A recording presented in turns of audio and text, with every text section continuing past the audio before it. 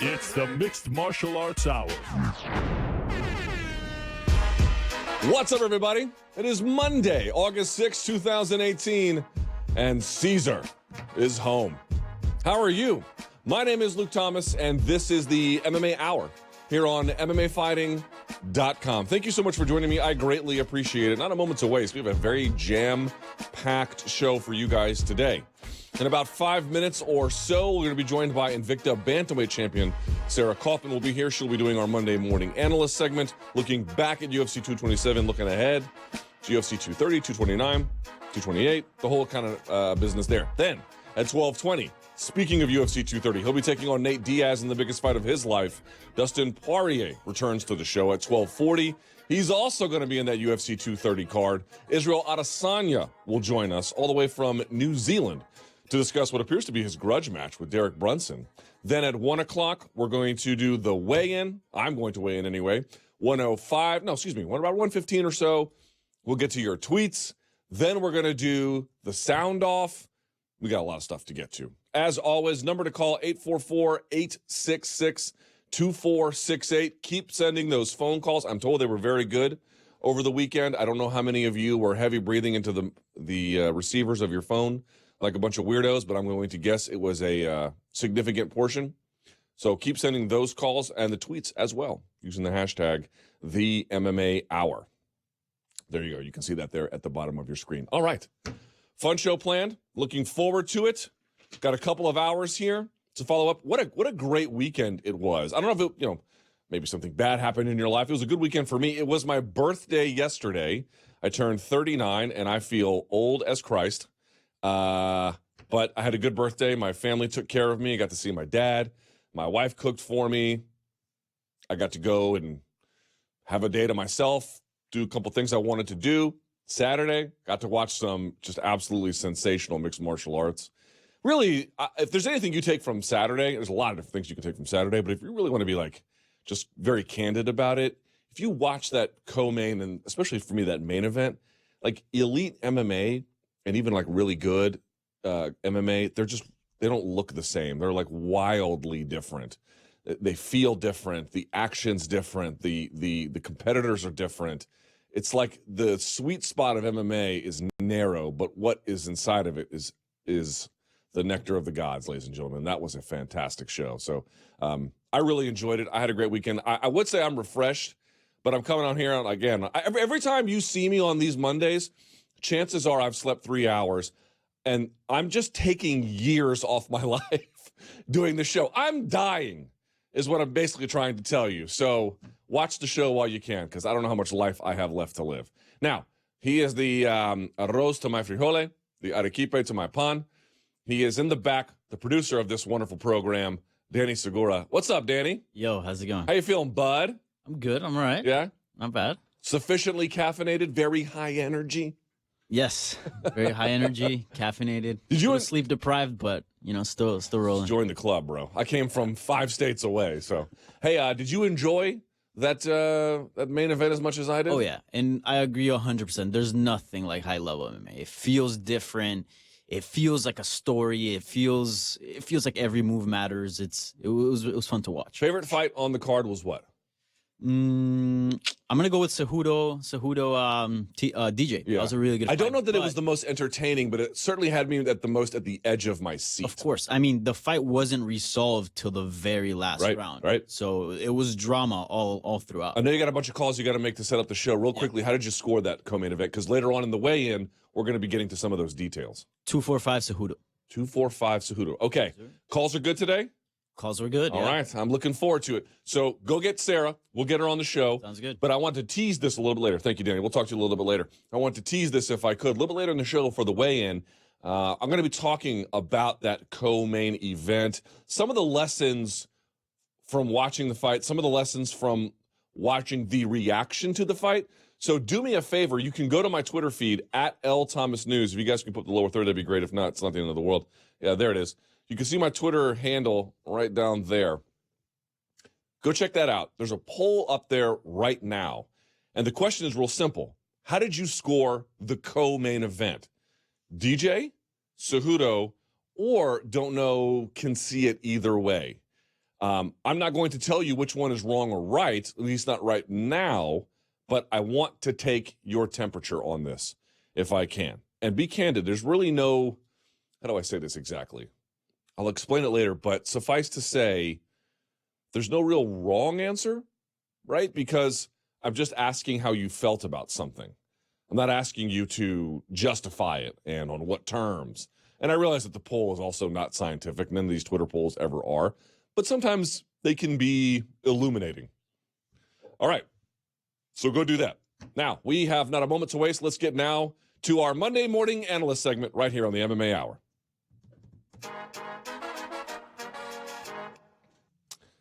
Joining us via the magic of Skype, she is the Invicta Bantamweight champion and just one hell of an analyst. I believe our first female guest as well. Sarah Kaufman joins us here on the show. Hi, Sarah. How are you?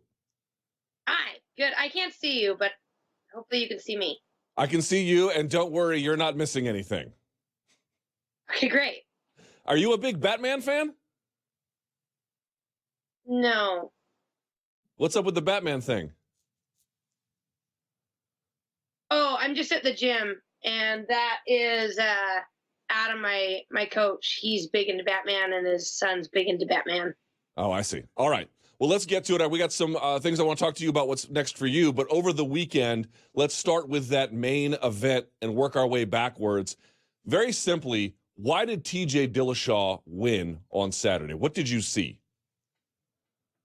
I think the biggest thing is TJ was a little bit more patient. He threw a little bit straighter. He did still throw loopy punches, but he would step off to the outside. So especially when he was landing kind of like that right hand timed at the same time as Cody, when he'd step off, he'd throw his right hand and move his head offline to the left. So when Cody would come back with that left hook, if his cross didn't land, TJ would get there first. And I think that's what we saw. Were you surprised that this fight was actually shorter than the last one? You know, I actually thought like either of them could win. It was going to be a matter of who would connect first. And I think we saw Cody connected first, but then as he ran in, he got clipped, kind of like the first fight. And I'm not really surprised that happened in the first round. I think it could have happened in the first. I think it could have happened in the third. But that scenario was going to play out for one of them within that fight.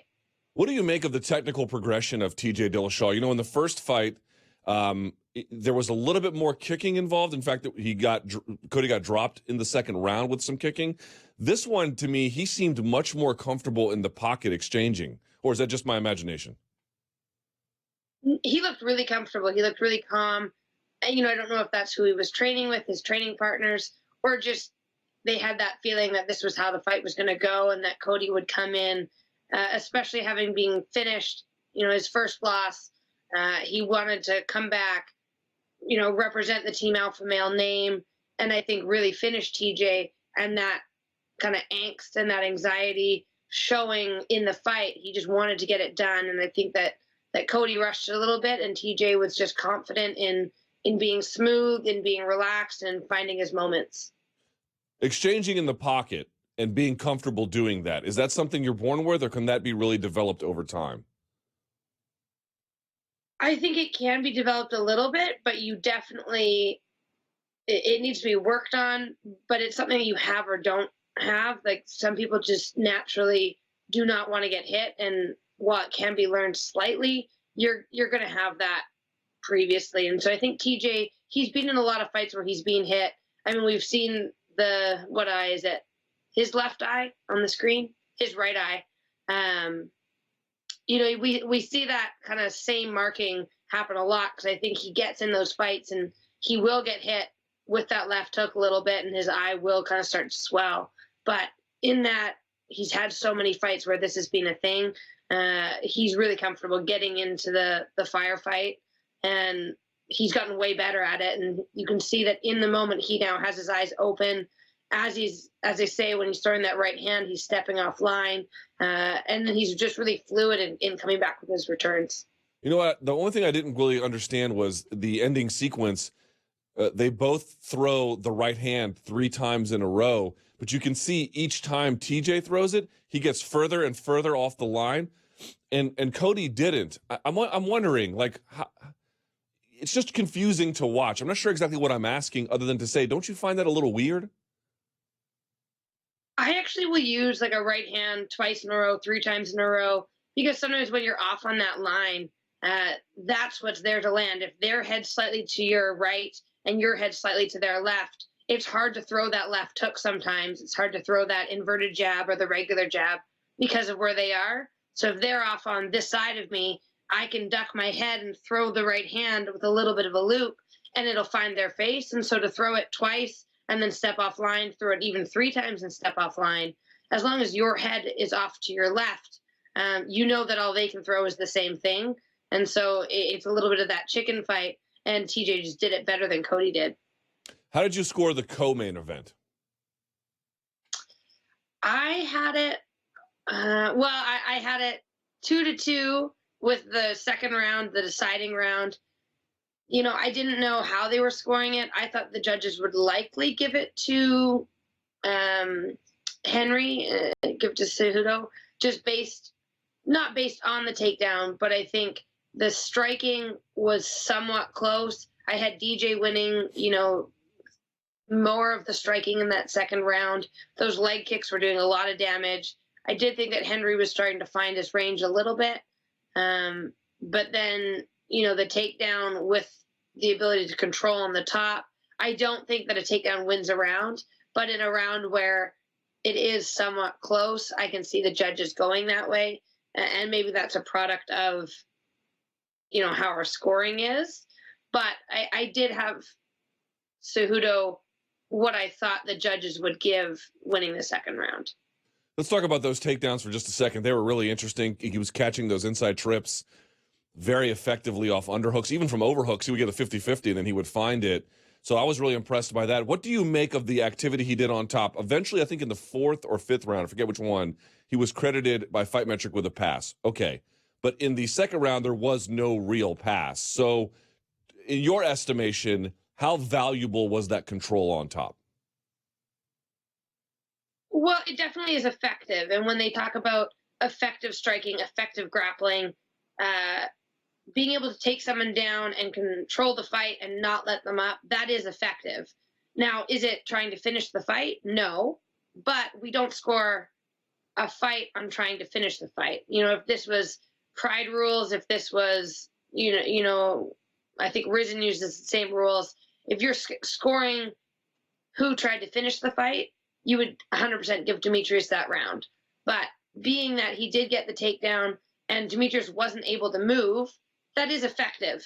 It's not going to finish a fight, but it is effective in not allowing someone else to do something. I see. In terms of what Demetrius was showing you with his striking, it was pretty effective. I agree. I scored it for Cejudo. Okay, I'll say that up front. But part of me wonders if the judges didn't really credit DJ's leg kicks all that much. How much do you think that's a problem, not merely in this fight, but generally in MMA still, that you can do really nasty work on somebody and you just don't know if they count that stuff? I don't think that the judges score leg kicks as much as they do a strike to the face. I think one hard leg kick is so much more effective than even 5 kind of range-finding jabs. But something that hits the face is generally what I would think is the judges generally would score that a lot higher than that solid leg kick that potentially changes how someone's moving, how someone's able to shoot in, their speed. So I don't think that they score them that well. And I thought that Demetrius did an amazing job. Like, he attacked that leg, the inside of the leg, the outside of the leg, came up to the body. I also love that Cejudo later in the fight started landing some of his front kicks, but I don't think that they're scored as evenly as another effective striker or takedown would, even though they can change the outcome of a fight. Yeah, in your judgment, do MMA rules as they're currently not written exactly, but enforced by judging, do they incentivize headhunting? I think they do, because it comes down to, like damage. One of the biggest criteria is effective striking and damage. And so I don't think that damage to the legs is as noticeable for a lot of people as like a big black eye or a big cut or, something like that would be. So I do think that it's definitely swayed towards, elbows, knees to the face, kicks to the head, anything that really involves the head, or if you can hit them in the body enough that they crumble, then of course that's good as well. But unless someone's falling over from the leg kicks, I don't think that they're always given as much value, even though they are doing, really a lot of damage. What's the most painful shot you've ever absorbed in a fight? I honestly don't think that I've ever really had a shot that I had the feeling of like, oh, that was terrible, which is fortunate. In my very first fight, I got kneed right in the face, and I just remember thinking I should probably not put my head there. But it wasn't a shot where, I don't think my nose hasn't been crushed. I haven't broken really anything in my face. So I'm pretty fortunate in that sense that I haven't had a big body shot land or a leg kick that crippled my leg. But I just mark up really easily. So, there's that. There's always some trade-offs. Let's move ahead looking to UFC 229. Conor McGregor and Khabib Nurmagomedov are going to face off. This is the fight everyone's going to be talking about. You know this for the next 9 weeks, maybe 9 years, to be perfectly honest. So let's get an early preview. What do you think the keys are to victory for both guys? I mean, it's a little bit easier to call that for Khabib given the narrow nature of his skill set. So let's start with Conor. What really do you see as absolutely critical in terms of the conditions he has to establish to win? Well, I think he's going to keep his stance long. And so I think he has to be ready for Khabib to really dive at his legs, because Khabib is fully willing. We've seen it in quite a few of his fights. He's willing to drop down, grab onto that ankle, and he's really good at holding on to it. So I think Conor has to be ready to stay low, get his body, move his feet. I don't think that he has to worry about Khabib striking, how Khabib comes in with his chin up.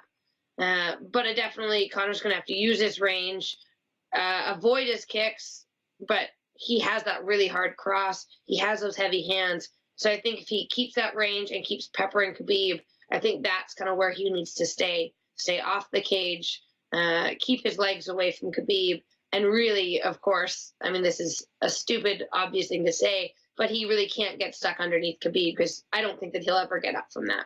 Yeah, I don't think anyone in that lightweight division really can. Maybe we'll see about Tony Ferguson if they ever meet, but for the time being, it doesn't seem like it. Somebody asked me, is it really important that Conor work on creating separation along the fence if he gets pushed there? And I suppose the answer is yes, but in some ways, I wonder if the answer is no, because it seems to me, yes, you want to work on every scenario, but if Khabib has got you in a 50-50 over-under and your back is against the fence, it's a wrap for you, right? Yeah, I don't think that as soon as they're on the cage, I mean, Conor's probably best bet is to try and land some body shots, to try and to get something going there, maybe clear out, get some elbows, hope for a cut. But I don't see that he'll be able to clear that space without getting taken down. And I do think that once it's on the ground, it's going to be a big problem for Conor, and that given the ground and pound ability of Khabib, his controlling style, once he's down, I think within 3 rounds, if he's down 3 rounds in a row, I think the fight would be over. Who are you favoring early? And I give you permission to change your opinion later.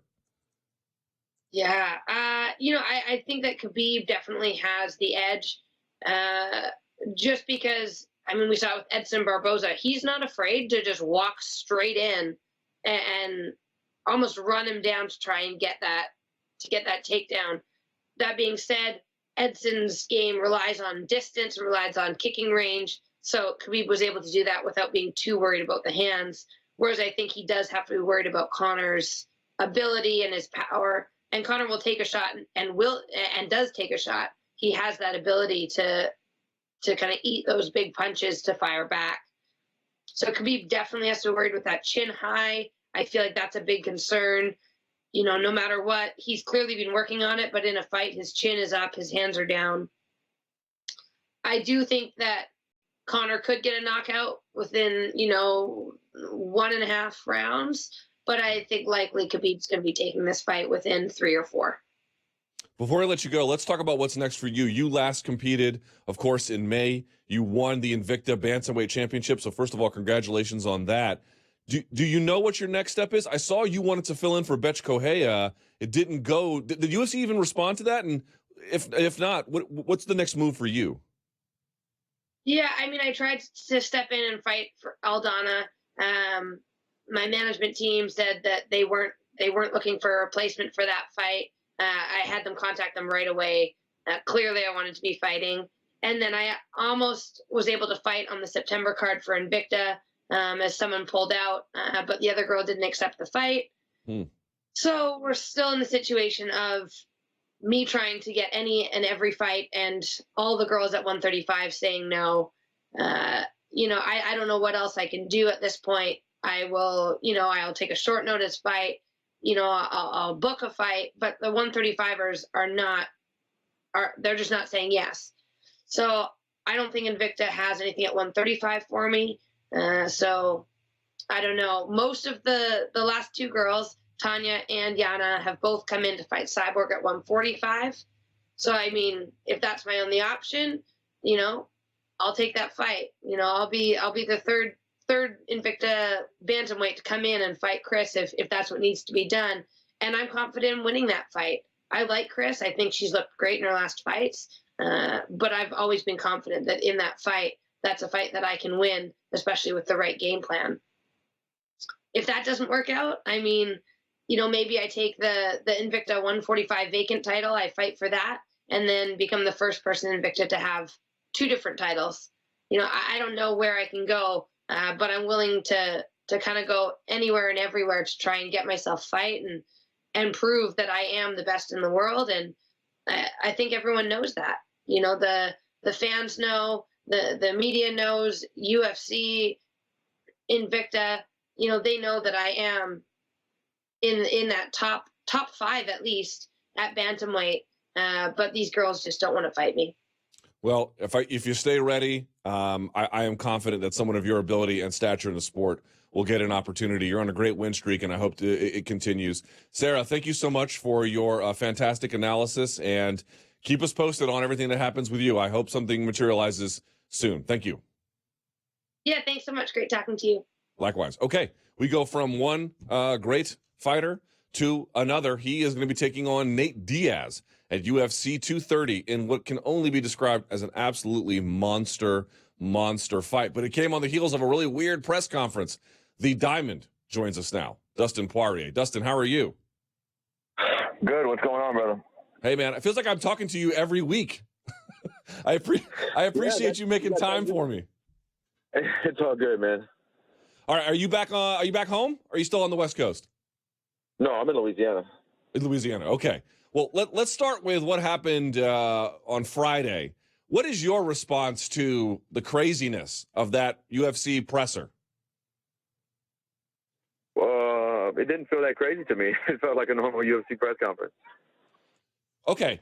You didn't, I mean, I guess you're not fazed by Nate's, I don't know what you want to call it, objections to the way he's being promoted? Bro, I'm just worried about myself. I'm not fazed by none of these guys. So, all right. You're confident that whatever his objections, this fight is not, it's going to go forward no problem, right? I mean, as far as I know, I think I'm the one fighting the guy. If something changed, I think they would have let me know. I haven't heard anything. Nate says a lot of stuff, but when he signs a fight contract, I don't really know of any times that he's not shown up to fight or pulled out of a fight.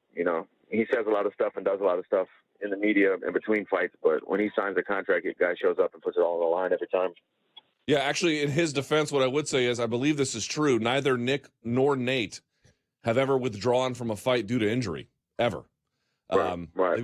They've got a pretty good sterling record in that regard. Did the UFC tell you what he was complaining about? Did we ever figure this out?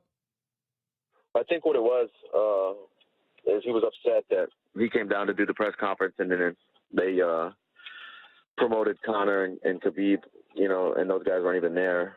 and he was there. Like, I don't know. I think that's maybe more of what it was. Like, you're wasting his time promoting these other guys while he's there on stage and ready to talk about his fight type thing.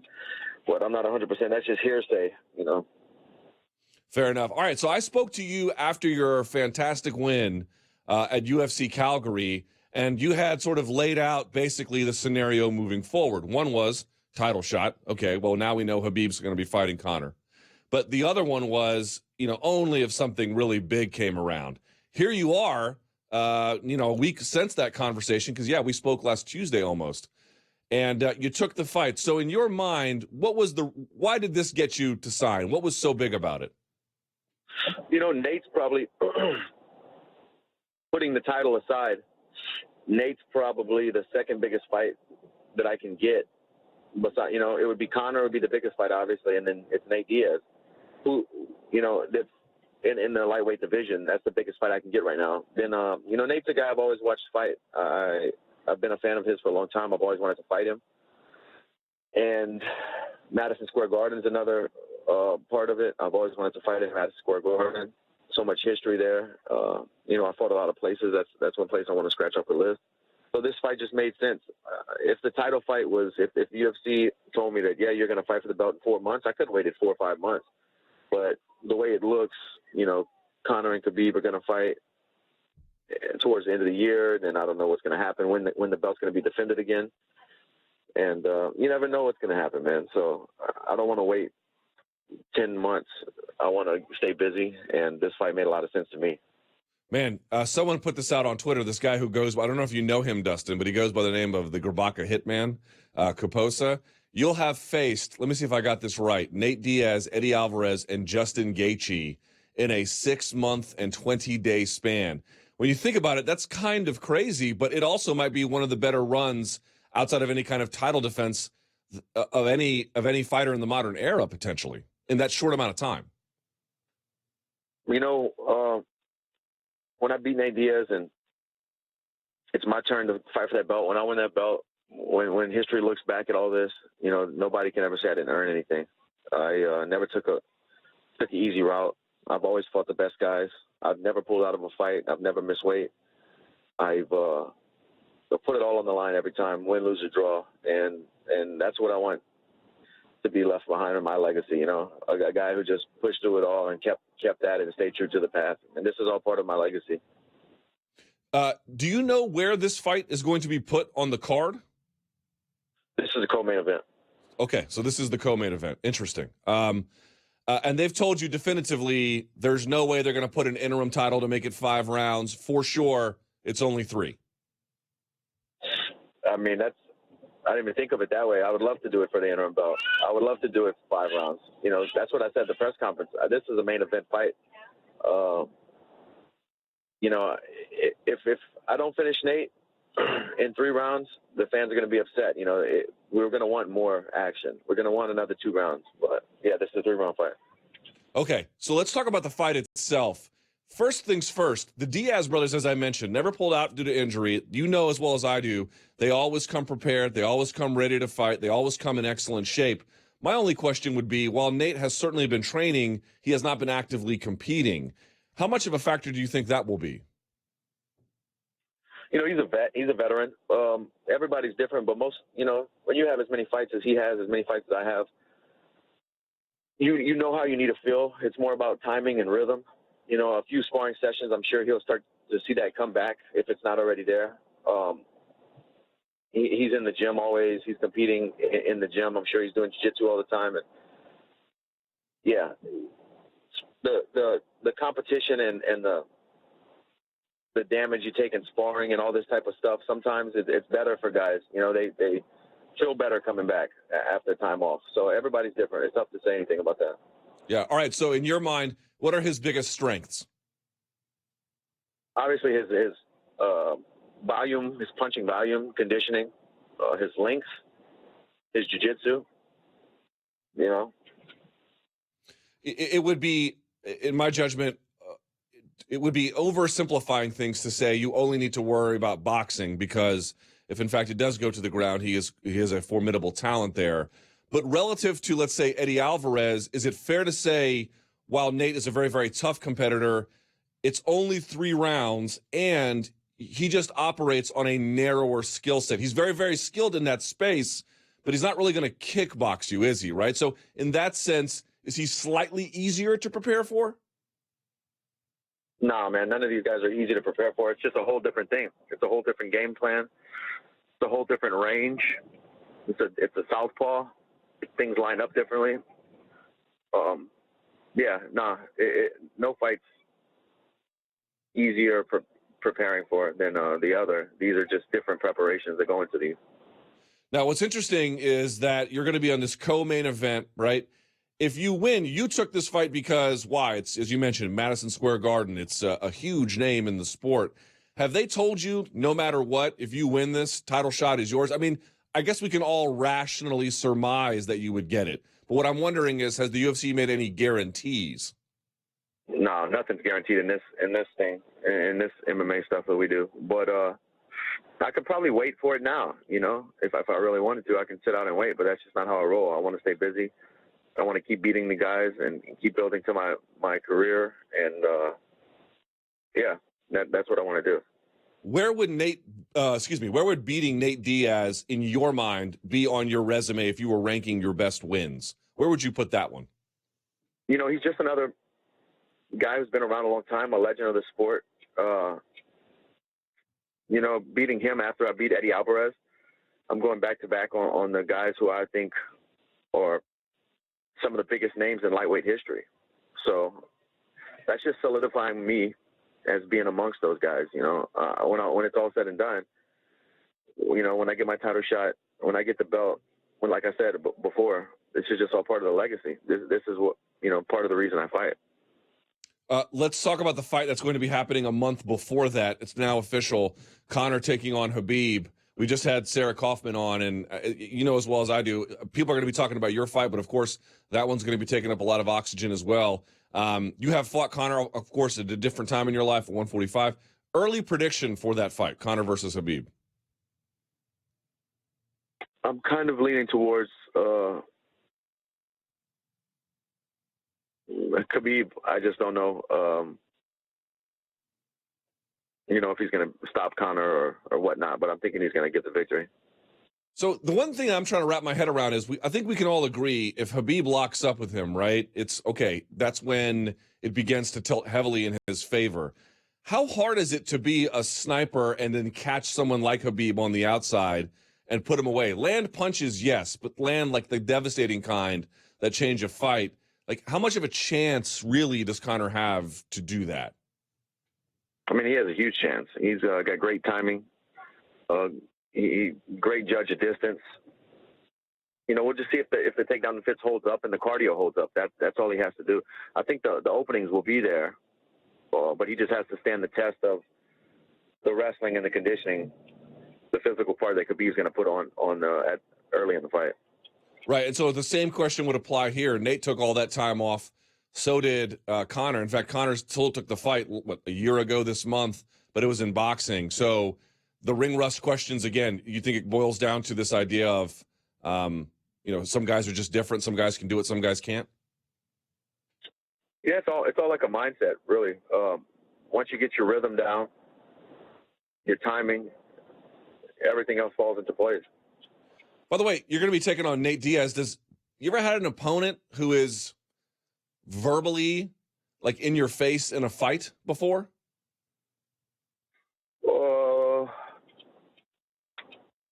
I mean, I've had exchanges with guys in fights where we're both talking crap, but maybe not as much as this one, as Nate has done in the past.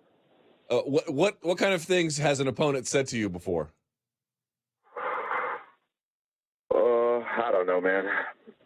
But definitely, I've had some words with guys while we're fighting. Are you anticipating that being the case here? It seemed like, it's interesting. You and Nate are still, I think you're obviously much younger than he is, but you're still relatively youthful, both of you guys. But it seemed like you both had this, like, veteran respect of one another. I know you're going to be being prepared for every contingency, but do you get the sense that that'll be a component come fight night? We'll see, man. I think he knows what kind of fighter I am, and obviously I know what kind of fighter he is, and we both know that each other are dangerous, and we, I think there's a level of respect there. What's interesting is, you can only worry about the things you can control, but you are the guy, right, that pulled him out of his, what do you want to call it, hiatus, sabbatical, whatever. Why do you think you were the guy? Like, what is it you think he saw in you that made him want to hop out of taking time off? I don't really have a clue, man. It could be because I know him and Eddie Alvarez had some, a history of disliking each other for sure. I heard that they were, about to get into it a few times, and maybe since I beat Alvarez, Nate just decided, this is the time, and this guy just beat somebody I want to beat up, so maybe it just lines up. I have no clue. Yeah, well, potentially that's it as well. I don't know if you saw the news today. George St. Pierre was I believe, in Australia doing some kind of press tour, and he openly stated he would like to he doesn't think the UFC is going to give it to him, but that he would like to get the winner of Khabib and Conor. What do you make of St. Pierre's interest in this winner? Look, after I beat Nate Diaz, I'm fighting for the belt, or I'm fighting GSP, but he's not gonna get it before I do. So you'd be open to fighting him if that came to it, but there's no way in your mind he should be jumping the queue. Nah, it's not happening. I don't know, man. UFC's making some weird calls these days, Yeah, we'll see about that. Hey, before you go, appreciate your time here. How is the charitable effort going back in Louisiana? I'm assuming that's partly why you're there in addition to seeing family. Last time we spoke, folks could still donate to the Good Fight. Is there an update on this? Yeah, you can donate at thegoodfightgroup.com, but the auction ended today, and we sold the fight kit, so I'm really pumped about that, man. Backpacks are ordered. All we have left to do is school supplies. Backpacks are on their way. All we have left to do is lock down everything with the computers, but that's in the process. Now, are you going to be doing this for this upcoming UFC 230 fight as well? Of course. So this is a thing now for the rest of your career? Yeah, rest of my fighting career, and then beyond that.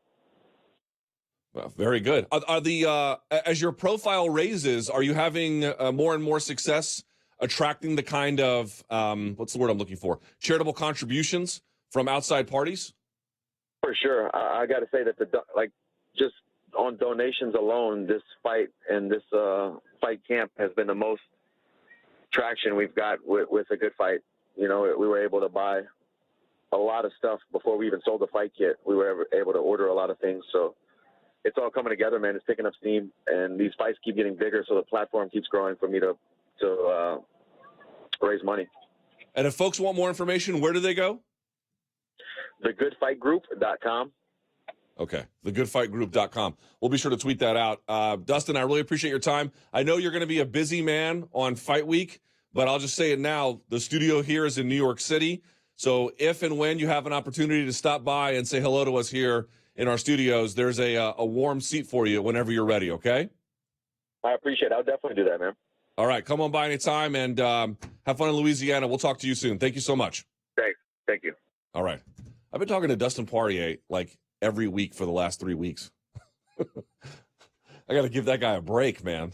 But we really appreciate his time. On that last question, what was kind of interesting to me was about why Nate chose to come out of this sabbatical or whatever you want to call it. I don't know. I haven't had a chance to talk to him. So I'd be, as a matter of disclosure, I'd be merely speculating here. But let me attempt it for just a moment. I think Dustin was partly right that I think he was kind of eyeballing, Nate Diaz was, an opportunity to settle a score with Eddie Alvarez. But Eddie Alvarez fell short. And I think a couple of things have happened. Number one, Dustin Poirier has dramatically raised his profile. And number two, I think it's a very competitive fight. I think either guy can win. I think Dustin has more skills. And if he applies his full breadth and depth of skills, he should win. But Nate Diaz is tricky with the boxing and tricky on the ground, sort of two of the very spaces that Dustin typically likes to operate. So that should be a very, very competitive and interesting contest, UFC 230. All right, not a moment to waste. Let's get now to our guest all the way from New Zealand. He joins us via Skype. He takes on Derek Brunson on that same card we're talking about. The one and only Stylebender is here. Israel Adesanya. What's up, Israel? How are you? Good, bro. How are you? I know you got up ass early for this interview, so let me just start by saying thank you for making one hell of an effort to do this. What time is it there? It's just turned 4:40. My alarm just went off, so I just turned that off. But this is part of the gig. Well, I really appreciate your commitment and your professionalism. So let me just start by saying that, number one. Number two, boy, that presser was interesting, huh? Why is Derek Brunson so mad at you? I think the guy's already scared, man. Like, you see how he carries himself. The same energy he had on that stage. It's funny enough, he didn't have that same energy about 30 minutes ago at the hotel. He's just that kind of guy. Just because there's people around, he wants to flex, try to sell the fight, writing all this dumb jokes. Oh, you too skinny, bro. I'm like, bro, this ain't CrossFit. Like, I'm not even skinny. He's just fat. You see his body on that stage. He had like a little souffle around his waist. So yeah, he's already in his. I'm already in his head. He's in his feelings, like fucking Drake. So hey, another one. All right, so there's so much to unpack here. This is a crazy one because I get him calling you out, right? That makes sense. I think we can all noodle that through. But you guys have just been like, say again? The UFC, he didn't call me out. The UFC made him call me out. He wouldn't even dare say my name. So he already signed that fight, and I felt like he's in a position that if he turned down a fight against me, it would look bad on him. So they forced him to take that fight. So he wouldn't dare call me out by himself. And he's trying to make it like, oh, sign the contract. I'm like, bro, if I signed the contract 2 days ago, what are you on about? He acts like, this ain't the WWE. And I keep that same energy, but yeah, I think he's just he's in over his head on this one, and he's just trying to make this. He's never been in a fight like this. He's had big profile fights, high profile fights. He fought Anderson Silva, but he hasn't been in a fight with anyone like me. So he's trying to. I think it's a new territory for him.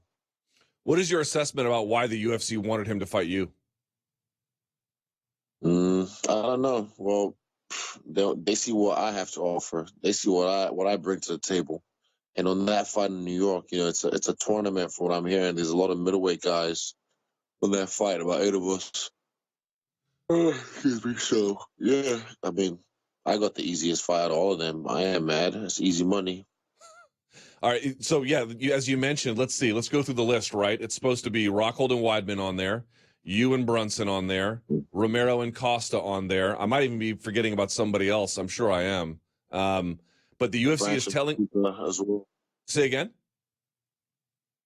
Branch and Souza as well. That's right. That's right. Jacare and David Branch. You're right. So now you've got basically the elite, absent the title fight, of the middleweight division. They've kind of told you that we're looking to sort this division, and this card is going to be a big indicator about which way we're going to go. Well, from what it looks like, it just looks like it's a eliminator for a title fight, but who knows? I'm just, like I said, I really care about the belt. I'm still getting paid, Yeah, and I haven't fought an MSG before. I look forward to it because I've heard about the state taxes over there, but I can wear that on so I can say I fought an MSG. Yeah, they are pretty significant here, but you're right. It's going to be a fairly epic night and card. I've been to the other two MSG shows. They were something else. Yeah. All right, let's talk a little bit about this fight. Say again? I said it's going to be historic. All right, let's talk about this fight. Derek Brunson, in all seriousness, what challenges do you believe he presents? The biggest ones?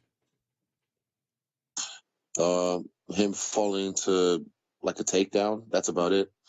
Bum rushing and falling into a takedown. And you've seen my first fight in the UFC. You've seen my last fight. How many times those guys tried to take me down? And they weren't bad grapplers. Brunson's not. I don't know what his credentials are as a wrestler, like an All-American Division I or whatever. But regardless, my takedown defense is not something that he wants to mess with, and my footwork. So I don't see anything else he brings to the table. He's just. I mean, look at his resume. Even not just the guys he's fought. Look at his highlights. He got knocked out by Jacare twice, and Jacare's got like some of the stiffest stand-up you can see. Even though they're hard, he's just stiff in the way he moves. So how the fuck is Brunson gonna hit me with some sloppy overhand right from all the way from 6 o'clock? Like, there's nothing the guy has to offer. I'm the guy running the show for that night. I was going to say, what do you make of his striking? I mean, come on. Just check my memes I made of him. And he even tried to retaliate with one of the shittiest memes, attempts ever. And I'm sure someone else helped him do it. And all he had on me was my only knockout loss. And the funny thing, like I said, is I had all of him looking good in my meme, all the good bits, his highlights, and he still looks shit.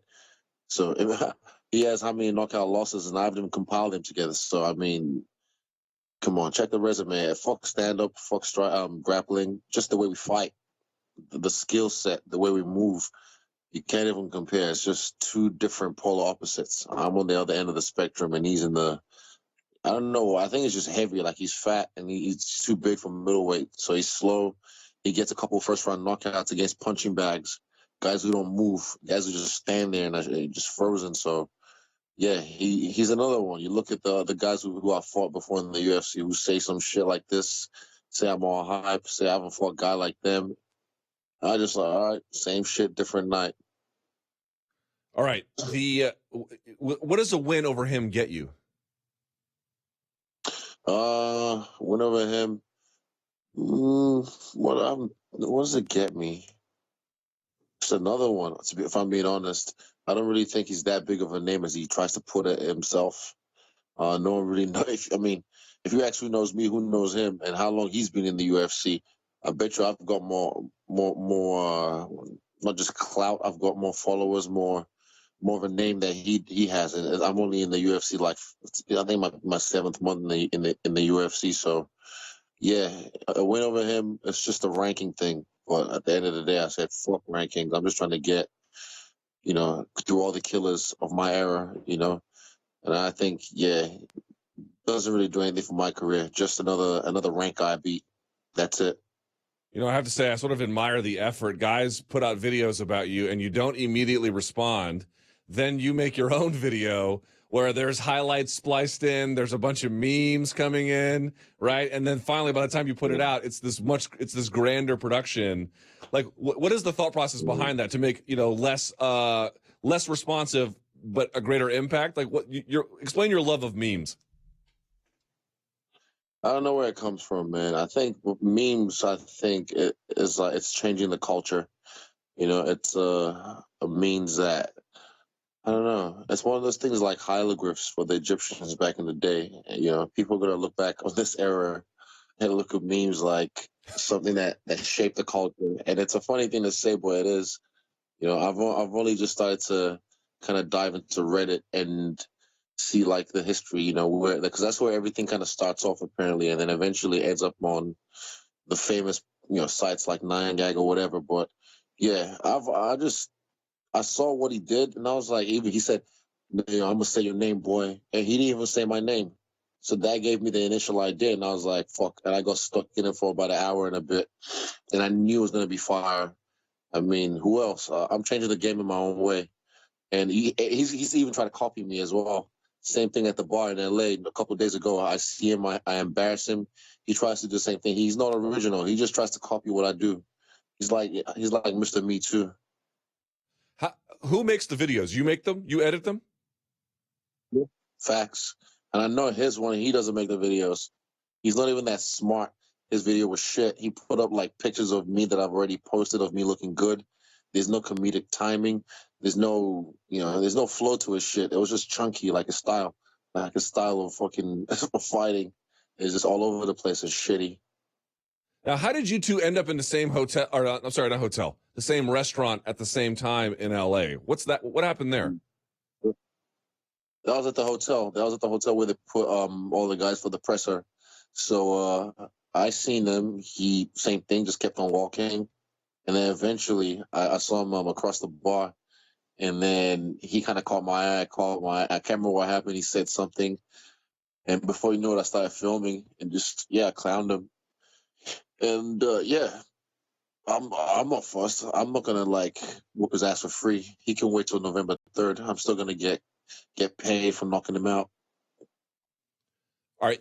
Is it my understanding that you recently came to a new contract agreement with the UFC? I don't know. Is it? That's the rumor I've heard. I'd like to confirm it with you. I don't know. Allegedly. That's my new favorite word. I can say whatever I want and just put allegedly right behind it. So, I mean, all I'm going to say is allegedly. All right, let's say it's allegedly true. I'm sitting pretty. Let's just put it that way. I'm in a good spot. I'm in a good position. Nothing like Derek's ever been in. It seems like after your last fight, there are many corners to turn in someone's career, but that the UFC, I think they've always had faith in you, right? That's why they signed you. That's why they're promoting you. That's why you're fighting back to back like that. But it felt to me like something a little bit different happened after the last win, right? Yeah, I shut everybody up. Everyone that thought, oh my God, it's too soon. He's only had 2 fights in the UFC, and they didn't do their homework. They didn't check the resume. They didn't look at the styles. They didn't look at the body type, the way I move, how the skinny boy works.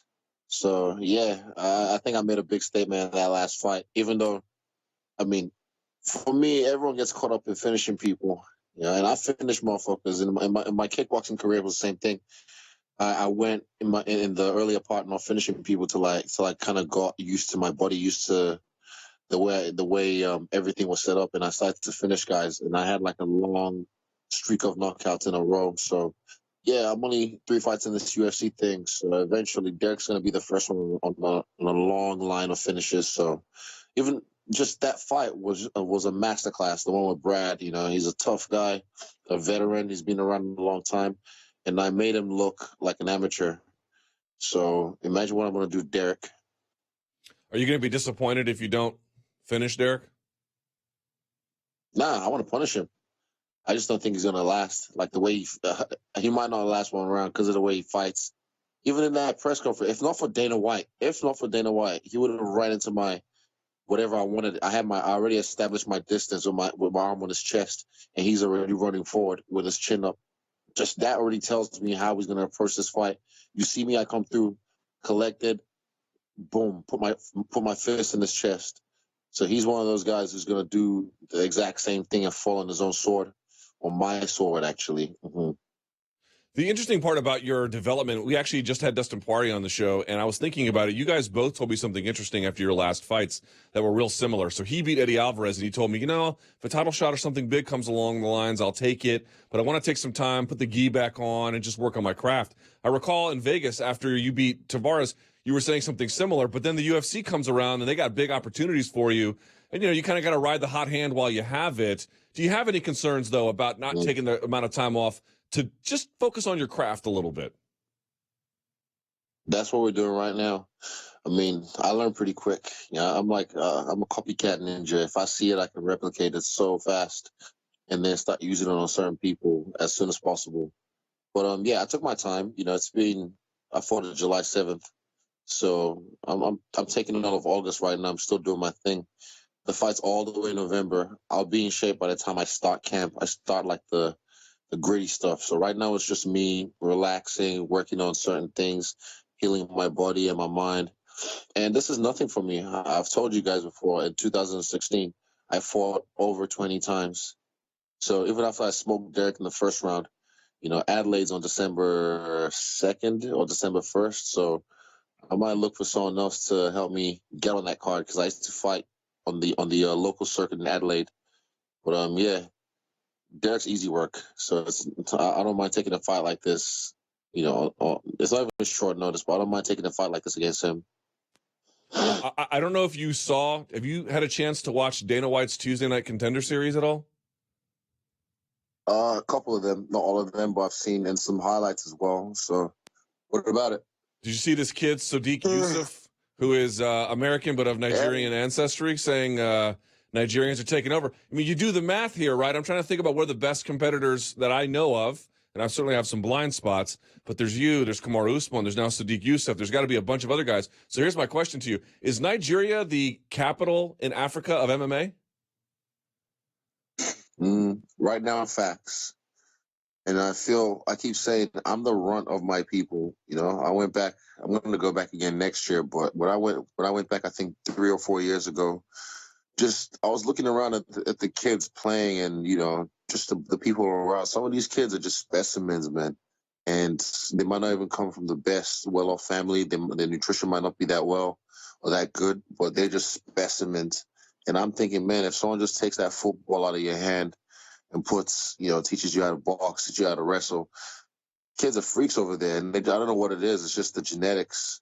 So I'm the runt of my people, and look where I'm at. You look how far I've come because I had to work. People say, "Oh, you're so talented." It's like, nah, I work to get to where I'm at. It didn't just come to me easy. Apart from the rhythm maybe and the way things flow, but physically, I had to work to where I'm at. So eventually, one day when I go back, I might start recruiting and letting these kids know, hey, there's another avenue. That's why I haven't spoken Yoruba after my fight, to let them know me, Kamaru, we're out here. And a lot of us, we're making splashes as well on the local scene. So eventually you start seeing more Nigerians and kids from Africa in general running the UFC.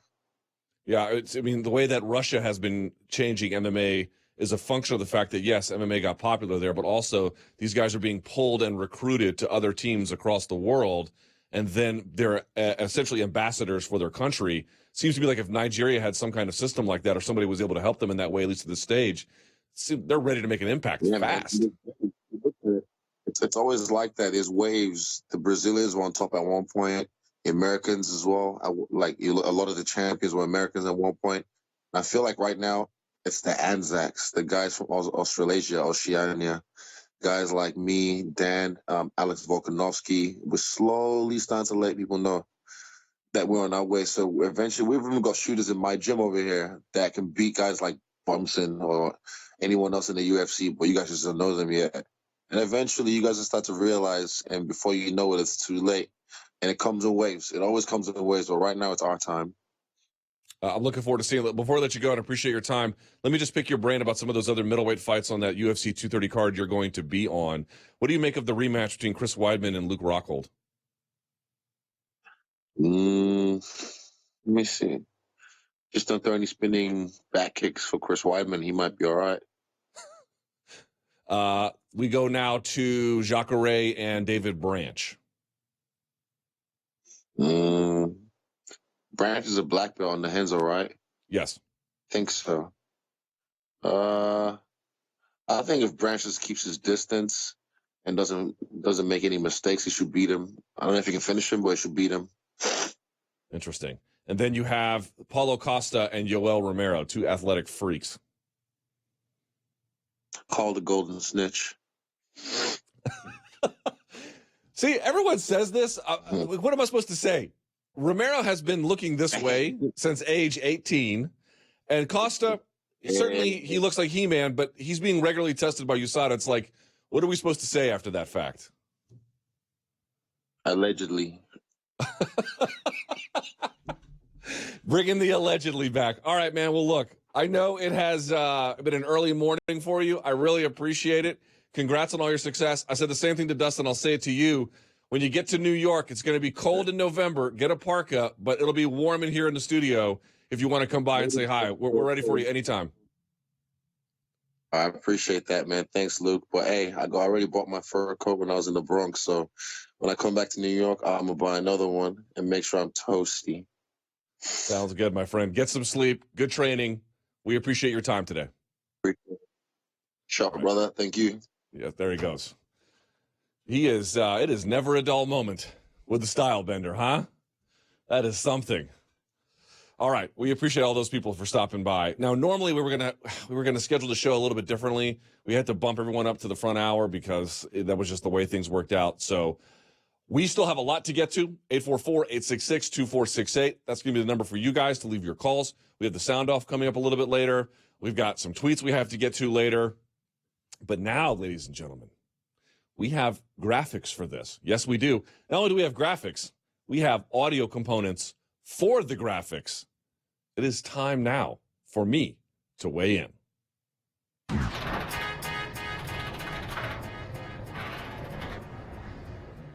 Huh? Look at that. Can we show the folks here on the other shot? Look at that. Huh? Yeah, pretty good. Pretty good. Thank you to everyone here at Vox who helped make that possible. I really appreciate it. It's a little too literal with the numbers, but I'm teasing. I love it. I think it's great. All right. So for the weigh-in today, what is my central point? My central point is as follows. I asked folks to go to my Twitter feed at @LThomasNews, and that there was a poll up. Let me pull the results of that poll up now. This was issued at 11 a.m., so it's been 2 hours. There's been about 2,300 votes or so, and the question was really simple. Who do you think won? How did you score the co-main event? Did you score it for DJ at UFC 227? Did you score it for Cejudo, or don't know either way? The answers are about what you would expect. About a quarter say don't know either way, and then 37% for DJ, 39% for Cejudo. There are two main points to consider in the following statement. Henry Cejudo is the rightful winner of the co-main event at UFC 227. And there are two components, as I mentioned, that buttress and support that conclusion. Let's start with the first one, the overarching claim about judging. Now, if you scored it for Demetrius Johnson, depending on, of course, what your logic is, but can you cobble together a very convincing case in favor of him? The answer is, of course you can. Of course you can. It is not very difficult to do. So I don't mind if somebody did not score it for Henry Cejudo, but you might be saying, well, didn't you just say that Cejudo's the rightful winner? Right. And if if Johnson had won, I might be making the exact same statement. And that sounds crazy. Right. That's the scoring criteria we have. Folks, if you ever followed my live chat, or if you watch any of my post-fight specials that I do on occasion, you have heard me rail on about this, and I shall continue it now, although I'll abbreviate it for expediency's sake for those who have already heard it. But basically, our scoring criteria, forget the way it's simply implemented, but certainly the criteria itself and the way in which rules are written and what they essentially value and don't, and the way in which we experientially enter into the world, it makes it possible that you can have not one, but two different winners for the same round or the same fight. And understand what that means. People think if I can make a strong case for Johnson, that invalidates a strong case for Cejudo. But that's not the case. They can both live in the same space at the same time. Think about it very easily. You watching on a high-def screen like this one, that's one way to experience the world. It's very, very different when you're cage side. And remember, the judges don't sit together. One sits here, one sits across the cage, and another one from a different position there. Experientially, you're in a different position, right? So you might see things right up close to you. I've called fights on a much lower level. When the fights are right up front, you can see and feel and hear everything. I actually end up giving up more weights to body shots as a consequence of what I saw there. But a lot of times, you might see guys on the other side of the cage, and there might be grappling going on. You can't really tell what's happening. Maybe they use the monitors for instant replay. Maybe they don't, or not instant replay, I'm sorry, for live viewing to really get a better perspective, but maybe they don't, right? So that experientially changes the way in which you can experience and see something and understand what's really happening there. On top of that, there's other subjective criteria that come into play. Consciously or unconsciously, you might value leg kicks, or you might value certain kinds of leg kicks. You might value leg kicks in certain kinds of contexts, or you don't. And maybe you're explicit with that bias, or maybe you're not.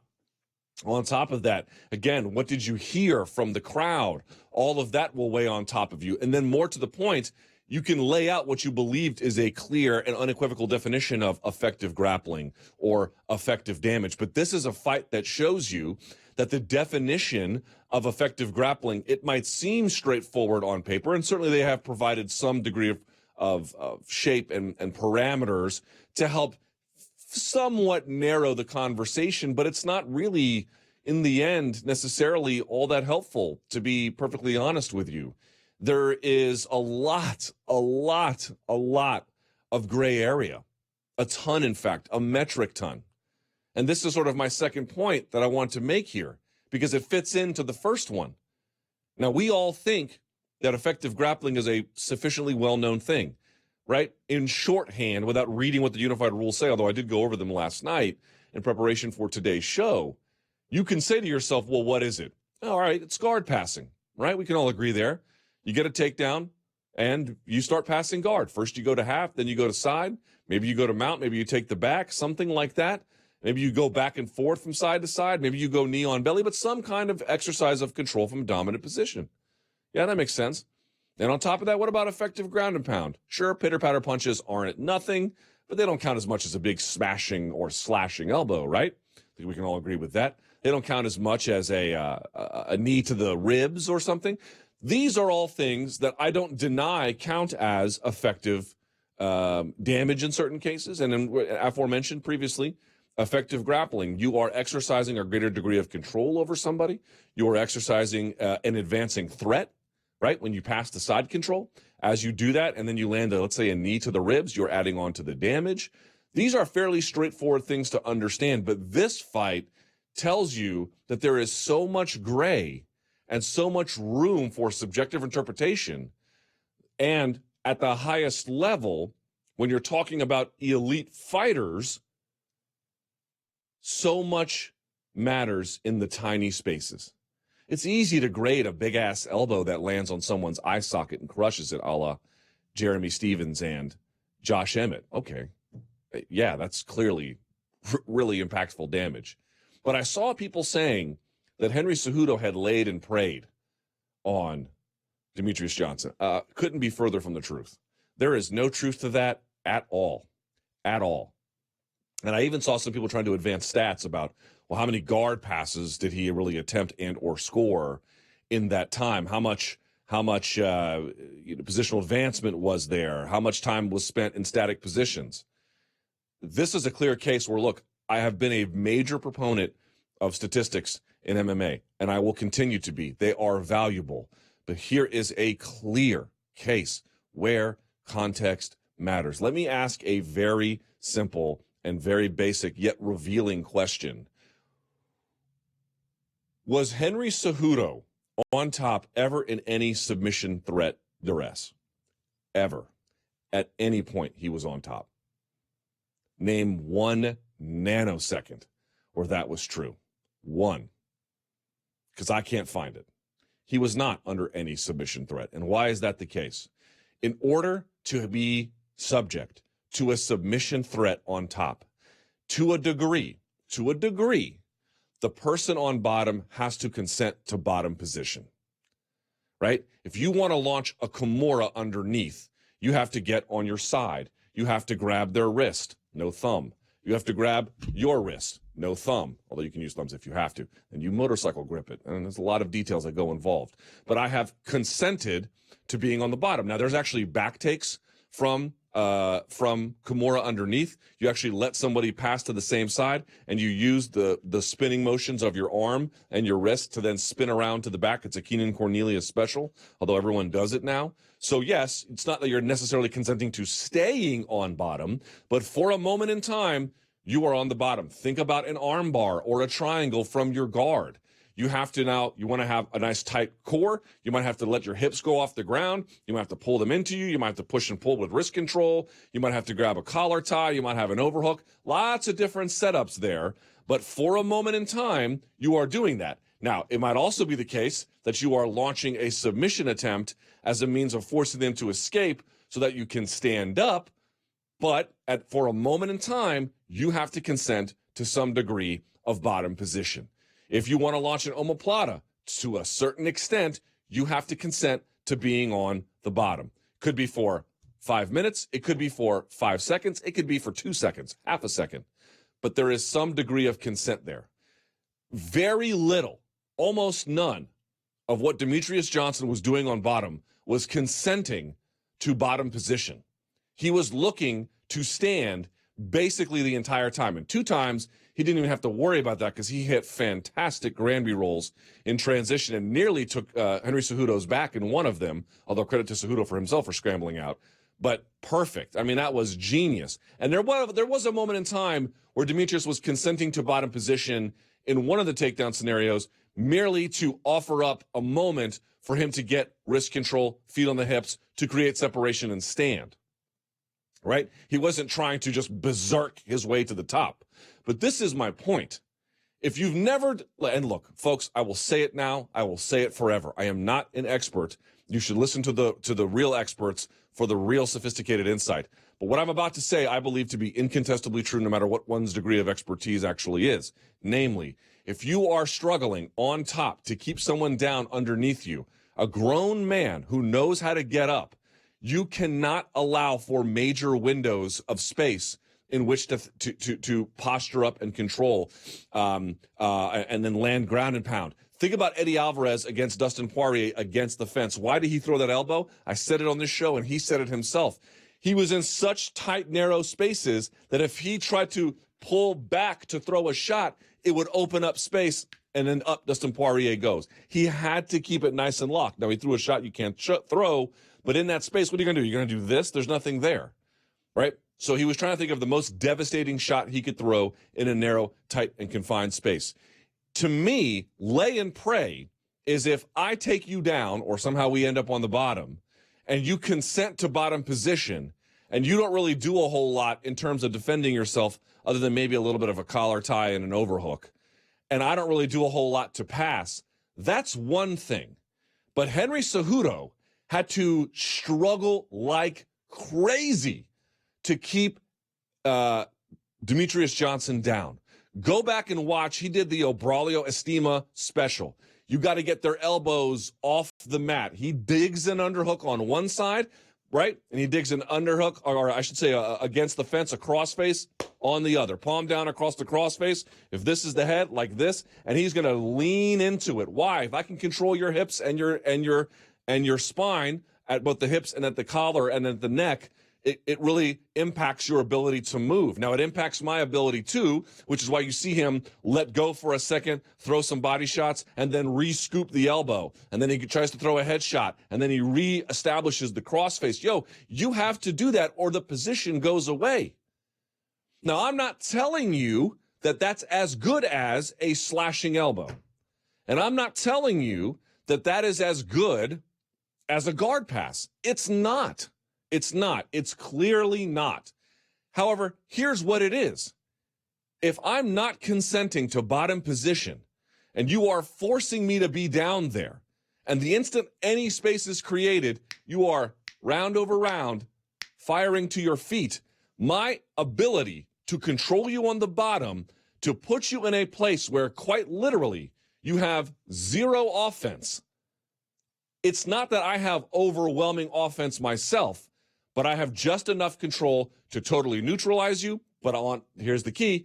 I'm wearing you out physically, and I am landing small, intermittent shots. Ladies and gentlemen, that is not lay and pray. There are guys who underneath are so talented, you can feel it.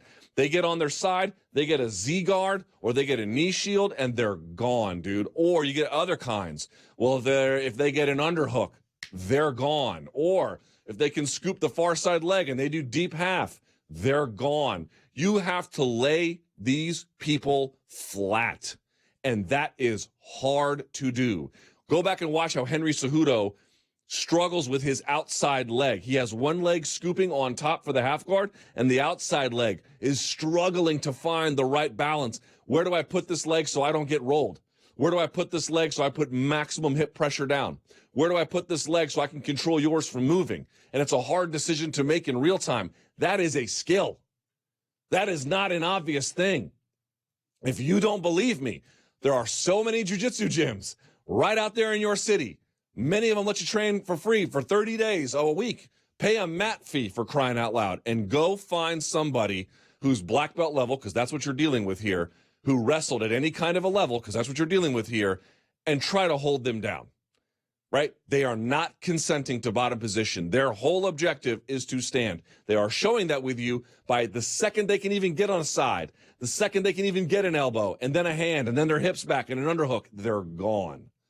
Folks, to be held down in that scenario is very difficult to do. So I'm not here to tell you that slashing elbows aren't a better gauge of top control and damage and guard passing and all that. All the traditional hallmarks of what we know to be of dominant top control and effective grappling, all that's true. But if I take you down and I hold you down and I put you in a position where now you are carrying my weight, I am at least to some degree taxing your cardiovascular resources. I am controlling you physically on the bottom. I am landing small but intermittent shots. I'm winning. I'm winning.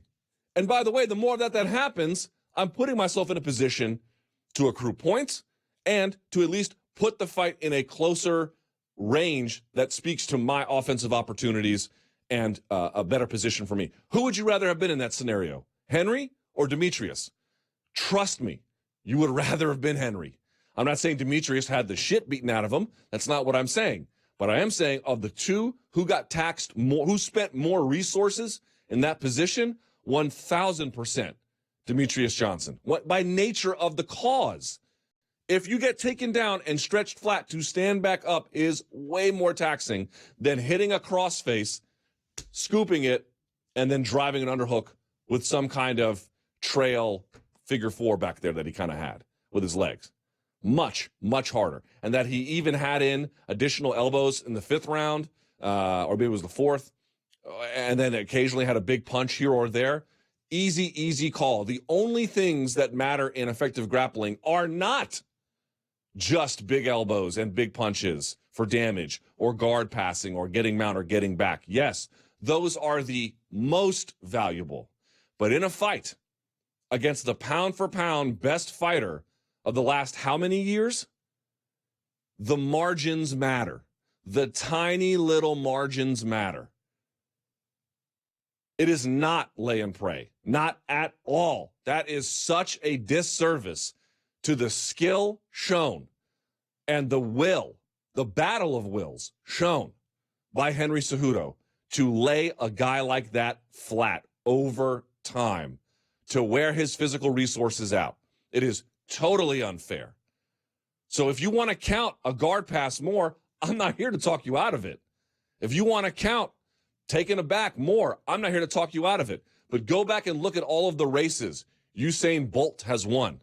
Sometimes he's lapping these people like he's superhuman, and sometimes it comes down to a tenth of a tenth of a tenth of a second. Just a little bit of a photo finish difference. That is what you saw here. That is what you saw here.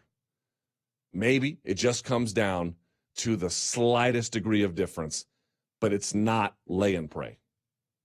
And now, if you incorporate all of that back into the reality that we currently live in, namely that you have criteria where that kind of gray exists and those kinds of margins matter. And now I have my own, as a judge, biases, whether or not I am conscious of those or not. I have my own physical, experiential situation where some things are going to be more impactful to me than others. I'm going to hear certain things better. I'm going to see certain things better. But there are going to be some things I don't see very well at all, or hear very well at all, or frankly, even understand very well at all. Can you cobble together and make a strong case for Demetrius Johnson? Yes. Can you do the same for Henry Cejudo? Yes.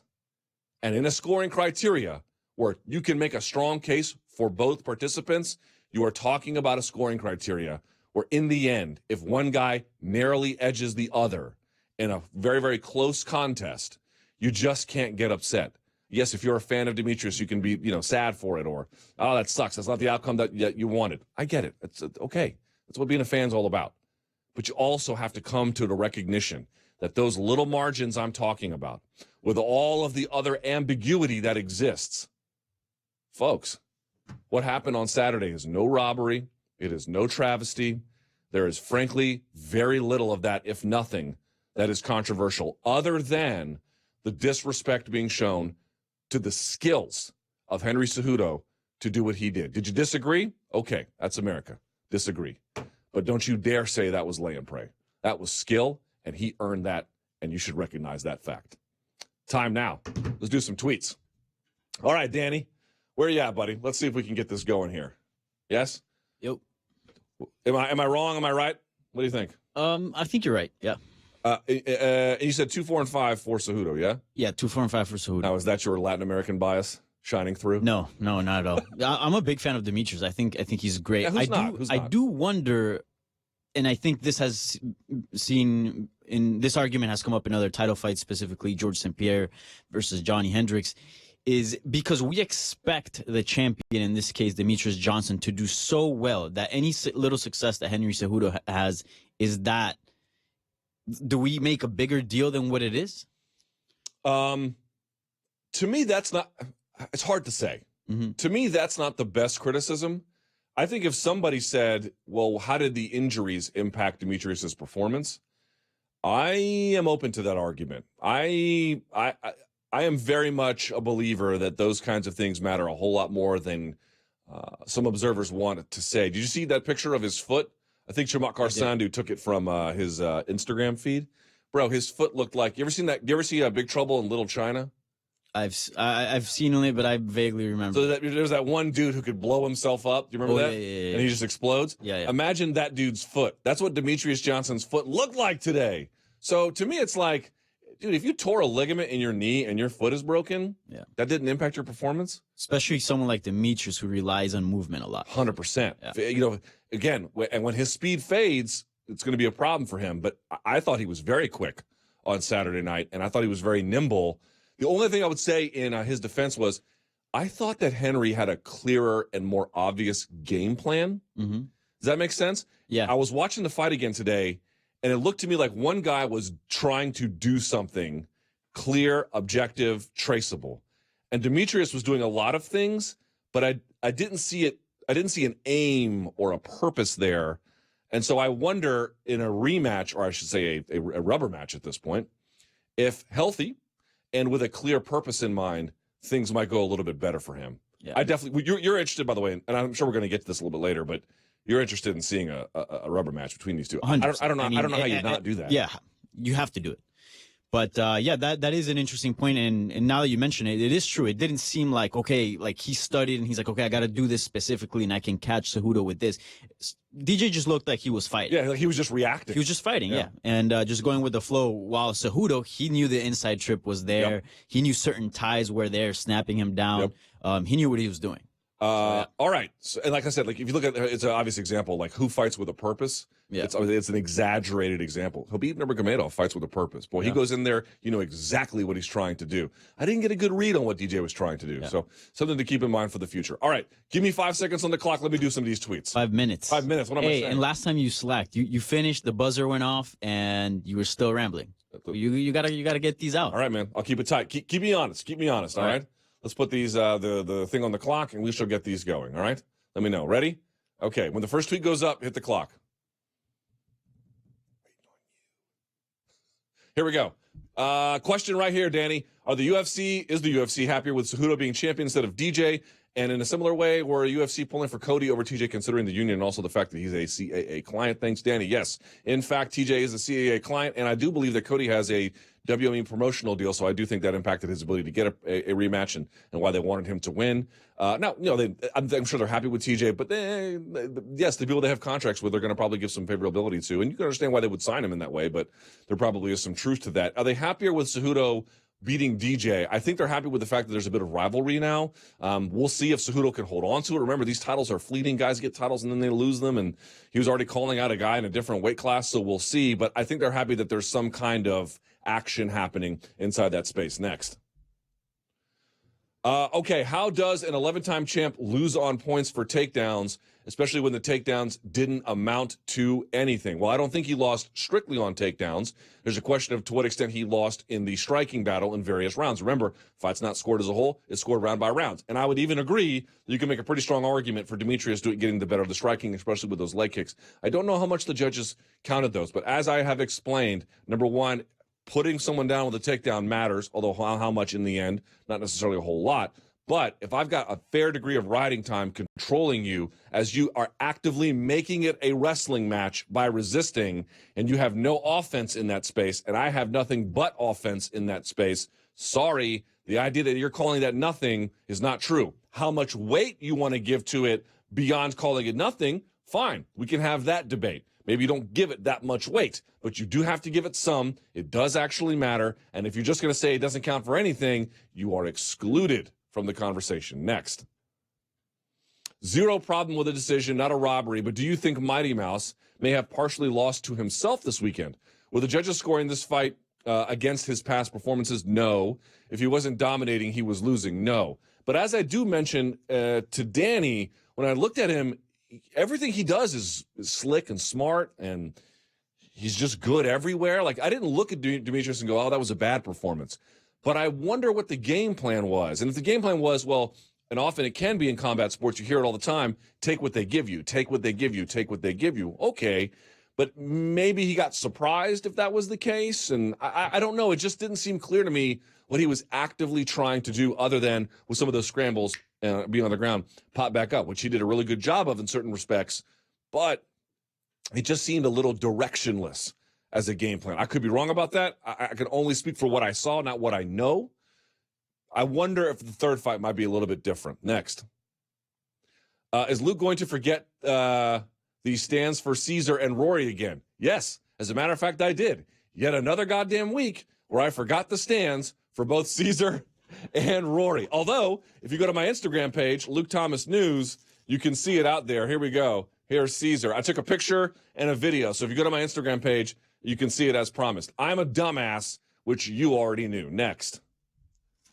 DJ didn't demand a rematch in the octagon following his loss. You mean a rubber match, but I know what you mean. Did he ruin his chances of getting one by not doing so in front of the crowd with that many watching on pay-per-view? I think he probably felt like he was injured, and calling for one right then just didn't seem all that prudent. Get healthy. Maybe he's burned out. That could be another thing, too. You're just beating all these guys all the time. Remember what he was saying before the fight? MMA is only 20% of my life. The rest of my life is my kids and my wife and my house and everything, which I can understand, right? It makes total sense. But if that's the case, where is he at mentally? Maybe he even wants a break. Maybe he even wants Cejudo to go and fight somebody else. So I would say if he felt banged up and he knew something was wrong, not asking for one is a big deal. But he can always come on shows like this one or other shows, and he can demand a rematch, and it'll make big news, and it'll start a conversation, and he'll be off to the races next.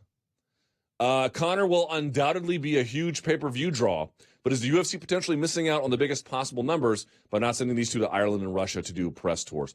Let's see in the end what they come up with.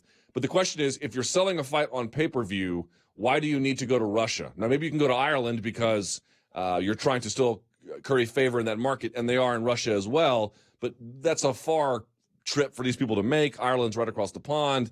They're going to be fighting in Las Vegas. It's not very far from right now. That's a lot of travel in a short window. And on top of that, we're not talking about pay-per-view buying customers for the most part. So it makes no sense. Next. Who are some of your favorite fighters who have a low fight finish percentage? Who are some of your favorite fighters who have a low fight finish percentage? John Fitch, for a time, I thought was pretty good in that regard. Adesanya hasn't finished his last couple of guys, but certainly one of my favorites. So, yeah, there you go. How'd I do, Danny? I do better this time? You did. All right. Right on the buzzer. All right. Good stuff. Without a moment to waste, now, ladies and gentlemen, this is where you become a guest on the show. It is time for the sound off.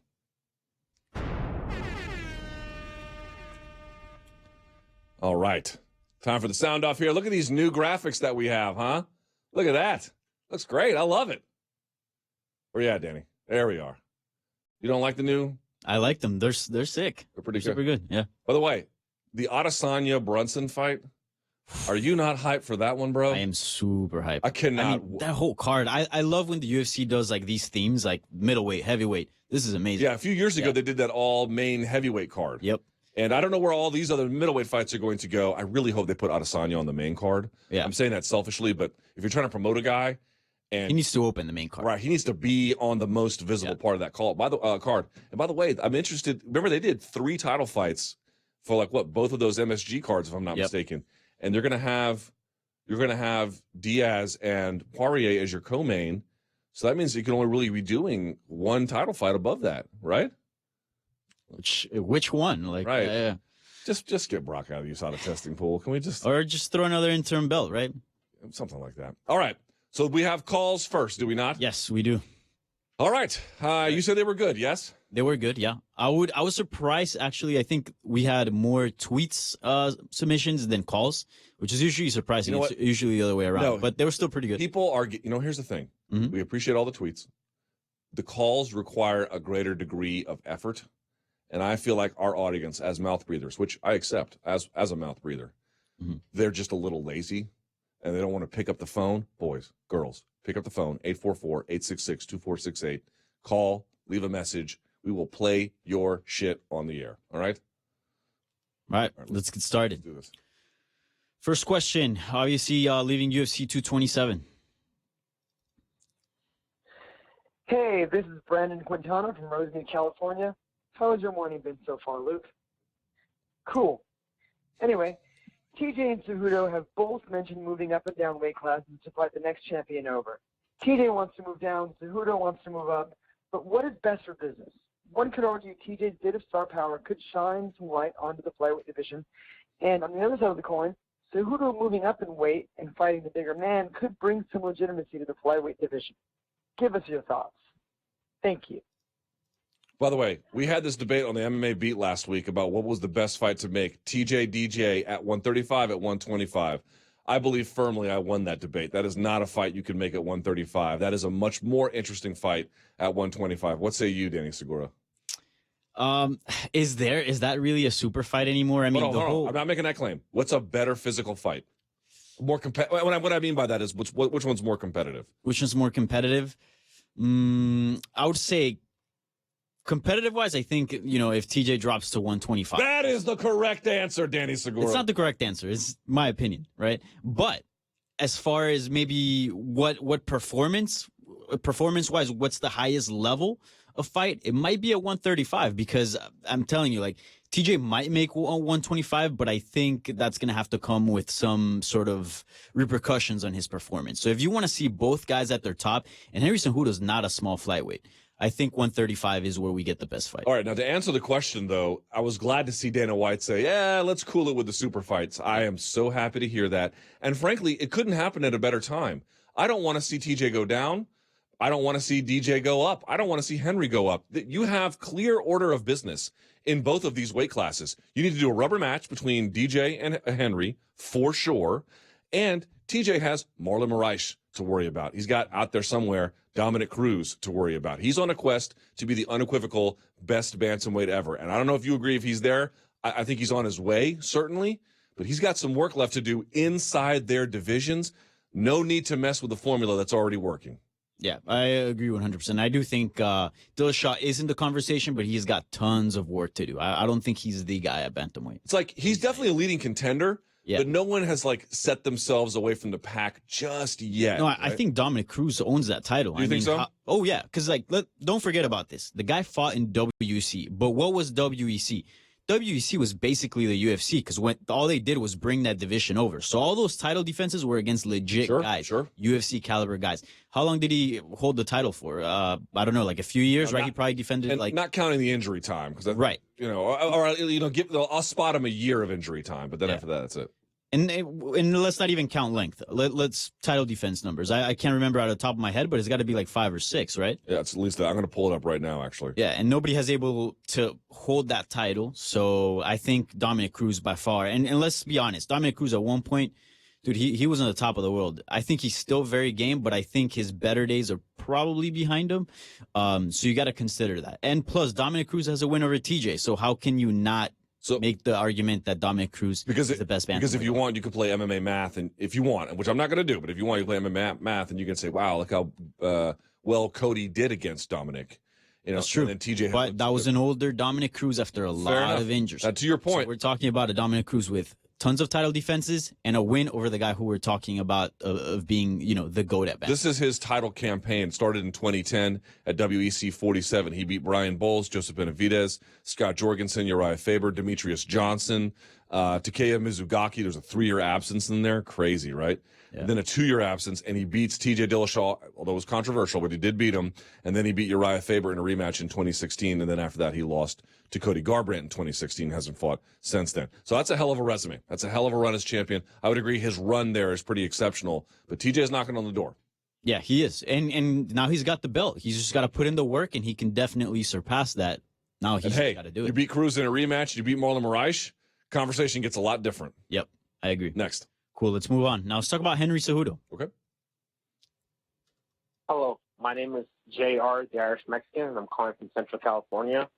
And my question is, No one is more deserving of a immediate rematch than Demetrius Johnson. So with his apparent injuries, should the UFC and the new flyweight champion Henry Cejudo wait for Demetrius to heal, or should Henry Cejudo defend his title or move up to 135 and fight TJ Dillashaw? Thank you and enjoy the show. Have a great day. Great call. Really appreciate it. Very good call. I got to be honest. I know Henry called out TJ. Yeah. Couldn't be less interested in that fight. I'm sorry. The gap in physicality between flyweight and bantamweight to me is very significant. These guys at bantamweight, they knock each other's blocks off, and they don't really nearly to the same extent at 125. You could say, well, what's the 10 pounds between flyweight and bantamweight? It's just another 10 pounds between bantamweight and featherweight. It's not the same 10 pounds, man. That's a much, much longer 10 pounds between 125 and 135. I think those guys are hit hard. I think they're fast. Maybe not as fast, but pretty goddamn fast. And the physicality is just way more apparent. Again, I'll say it 1,000 times. You can make it to be a wrestling issue. I sat right there when Dominic Cruz wrestled Demetrius Johnson in Washington, D.C., and just he couldn't do anything about it. If Henry Cejudo can do that, if these guys want to wrestle him, they're going to have a lot more success. Forget about the knockout power. But the question is, Danny, I'd be curious to get your response on this, is the one he had. What about the injuries? Because now, here's the thing. To me, the most exciting flyweight fight you can make right now, assuming everyone was healthy, which they're not, but let's say they were, is DJ Henry 3. But what if you don't book that, and then you book Henry against another flyweight, and he loses? Now you've lost the rubber match, and it's a giant mess. So play matchmaker for a second. I don't think the rubber match is lost. I think you could do that at any point. I think Demetrius Johnson is super deserving for that immediate rematch. If he wants it and if he's healthy, he should get it. Now, if he wants to take some time off or he's injured and he has to take time off, the belt has to be defended. I'm not interested in seeing Henry Cejudo go up to 135, so that's out of the question. So I think he should defend it. Who's at the top right now of the flyweight division? Sergio Pettis. Sergio Pettis. Didn't they fight recently? Yeah. Yeah. I believe Henry beat him. He did, yeah. So you could do a rematch there. Mm-hmm. And then you have Benavidez below that. Now, remember, Benavidez holds a very controversial win over him, which I didn't think he deserved, although I admit it was close. But Cejudo has, since the Benavidez loss, beat Hayes, Pettis, and, of course, Demetrius Johnson. Well, that's a hell of a run he was on. Good Lord. Yeah. His only two losses are to Johnson and Benavidez, but Benavidez looked a little bit lackluster in his last fight, I guess, against Sergio Pettis as well, right? Is that who I'm thinking of? Yeah, Sergio, back in UFC 225. So, to me, I guess you can go that direction. Or if I'm Henry, I'm going to wait. I'm going to wait a little bit. Let's see how long DJ is going to be out. Yeah. Yeah. First of all, that's what we got to find out, right? But let's say he's out for a while. Look, keep the title defenses rolling. Like this is one of the biggest issues, and this is why we have so many interim titles and so many things come up. Just keep it going, even if it's not the sexiest fight, even if the guy's not a serious threat to the title. Just keep it going. That's the way it's supposed to be. A champion is supposed to defend his title against the number one contender, whether it's a huge fight or not. That's the way it's supposed to be. So just keep it going. Let's just hope DJ is healthy enough, soon enough, and then we'll go from there. Yeah, next. For sure. Hey, now, I don't really like featuring the same callers all the time. I think I like to give a chance to new guys, but Sexy Steve is back, and he's sexier than ever. We have no proof that Steve is in any way sexy. Well, I'm kind of being sarcastic. It could be Psycho Steve, Incel Steve. You'll see. This thing will give you nightmares. You ready? Oh, God. Hello. Happy Monday, Danny and Lukey. This is Sexy Steve again from Michigan. And my question is simply, since TJ beat Cody twice now, via knockout both times, is Dominic Cruz next for TJ to get his butt kicked by again? Or should Dom fight someone like a Rafael Sansa? Or is Marlon Moraes next? Dominic Cruz or Marlon? All right, I'm going to cut it right there because then it gets a little creepy, and I don't want to scare our audience. But it doesn't get creepy. It started creepy. Oh, no, it can get a lot creepier. It can. Trust me, I screen these voice calls. I listen to a lot of creepy shit, Luke. Well, you know what? That's why you make the big bucks around here, Danny. Right. Yeah. All right. Well, thanks to Psycho Incel Steve. Neither here nor there. All right. So what's next for TJ? I think you got to do Marlon Moraes title shot. I really do.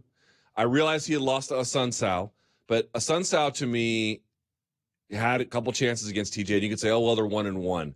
But in the rematch at 200, I thought he just got outclassed, to be perfectly honest with you. I think TJ is putting some distance between himself. Why are you going to do a third fight against a guy? And I realize that he beat Moraes, although even that one was close. But the Moraes fight, I'm sorry, dude. That guy is all firepower, all skill, all the time. Let's have a really interesting bantamweight fight. Like, bantamweight is hot. Why would we go and just do another one that we've already done a couple of times? And it'd be fine. It'd be a fine fight. Marlon Moraes is a fun contender. He's an interesting contender. He's powerful. He's athletic. In the words of Ben Folks and Chad Dundas, he looks good getting off the bus, like the whole thing, right? So that's the way you go. And Dominic Cruz, I do believe that he and TJ have unfinished business. But Danny, he's coming off of a loss, okay? Granted, it was a bit of a while ago, but you're just launching a guy into a title shot off of a loss. Look, we had Dominic on the show. I think super highly of his abilities. He's maybe my favorite commentator in the UFC.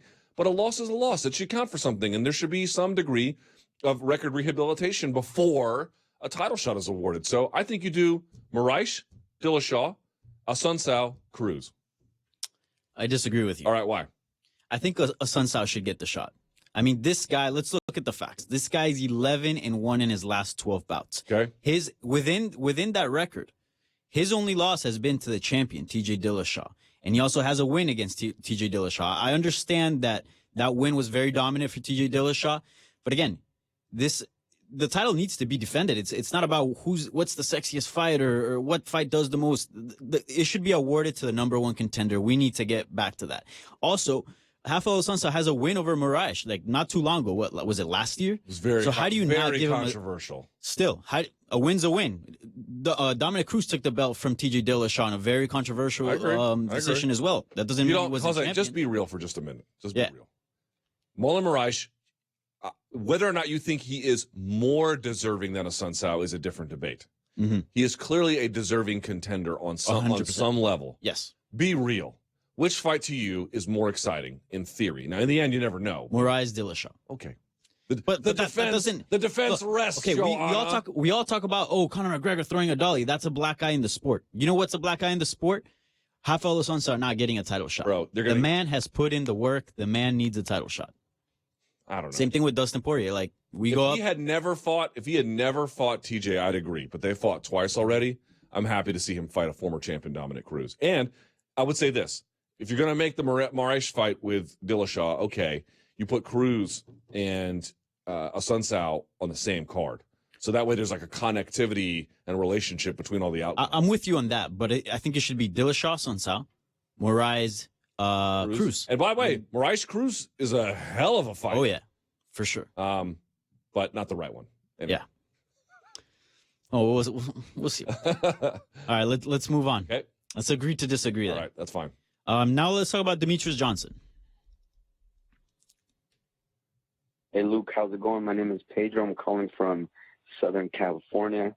My question is, with Demetrius Johnson just losing his championship and with him already wiping out that whole flyweight division, would it be a great time for him to finally move up to bantamweight and fight, let's say, a Dominic Cruz, which a win over him would put him right up there in title contention, and in the process to get another title to add to his resume? What do you think about it? And I love what you're doing with the show, man. Keep it up. So basically here... Well, let me say, can I say thanks to Peter? Pedro? I have trouble with the DR in Spanish. I've always had trouble with it. Pedro. Peter in Spanish. Great call. Great question.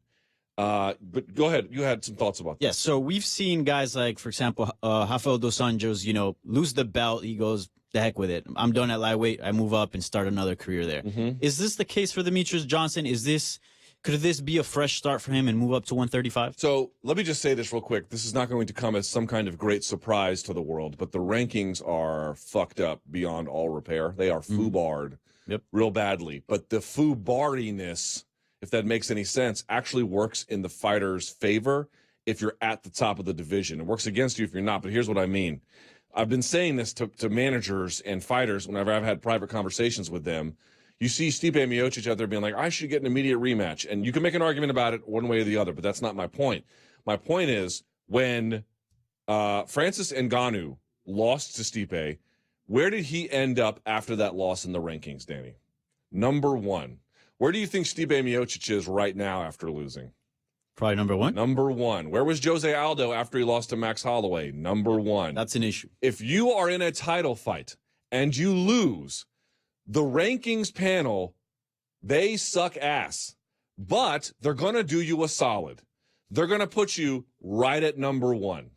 And if anybody is going to end up at number 1 after a title loss, it's going to be Demetrius Johnson, for crying out loud. So I don't understand the argument. Like, if you wanted to make an argument about, like, let's see what he could go and get another belt and how he could do there. Well, number 1, okay, I would agree that'd be kind of interesting, but DJ has not really seemed all that interested in that. He left bantamweight for a reason. And number 2, why do you need to go and worry about beating Dominic Cruz to maybe put yourself in title contention when you're the number 1 guy in your weight class? Folks, fighters, listen to me, please. If you are holding a title and you lose, or you're a number 1 contender and you lose, don't worry. You're going to be a number 1 contender when the fight is over. Darren Till, if he doesn't beat Tyron Woodley, I've got great news for you. You're going to be the number 1 contender. It happens after every fight. I don't understand what everyone's so worried about. You're right there. Danny. Yeah. I know I'm yelling, but it just drives me crazy. Is no one looking at the rankings? Yeah, the rankings are ridiculous, but I agree with you on this one. I mean, first of all, the weight difference between bantamweight, like 10 pounds might not seem like a lot, but 10 pounds at that weight is a lot. And I don't know how many people have met Demetrius Johnson. I've interviewed him. I've met him in person a number of times, and I'm not a big guy whatsoever, and I'm significantly bigger. He's chiquitico. He's very small, yeah. So I don't think the weight cut for him to 125 is too tough. No. And to deal with bigger guys and the opposition at 135, man, it's tough. If you look at the top 10 or the top 5 from 135, I would make an argument that it's probably more competitive than the top 5 at flyweight. So, did you see this article from Mark Raimondi? Which one? About all but 6 fighters came in over the California regulations. I saw the headline, but I haven't actually dived into the article. Biggest jump in weigh-ins from fight day belonged to Alex Perez, who went from 126 on Friday and fought at 146 on Saturday. 6 fighters who came in below the 10% mark were Cody Garbrandt, Cub Swanson, Kevin Holland, Weili Zhang, Daniel Taylor, and Wuliji Burin. No name of TJ Dillashaw, right? No. Interesting. Heard of this? Interestingly, Garbrandt weighed the same on fight day as Demetrius Johnson, who fights in the division below Garbrandt. Perez weighed 4.6 pounds more than Garbrandt did, though Perez is a flyweight and Garbrandt is a bantamweight. That is bananas. Okay, interesting. Right? Okay, that's an interesting segue to our next question. Okay. We just talked about the winners and losers of the main event, but we're still missing one guy, Cody Garbrandt. All right. Hey, Mr. Luke Thomas. First and foremost, love the show, my man. I love your energy and the different twists you bring. In my opinion, it's just as or equally as good as the show when Eric Helwani hosted it. My question is regarding to Cody Garbrandt. What should be his next move? And when the UFC match him up, should it be against someone that he can, start still? Or should they give him another stiff test? Let me get your thoughts on it, man. Thanks.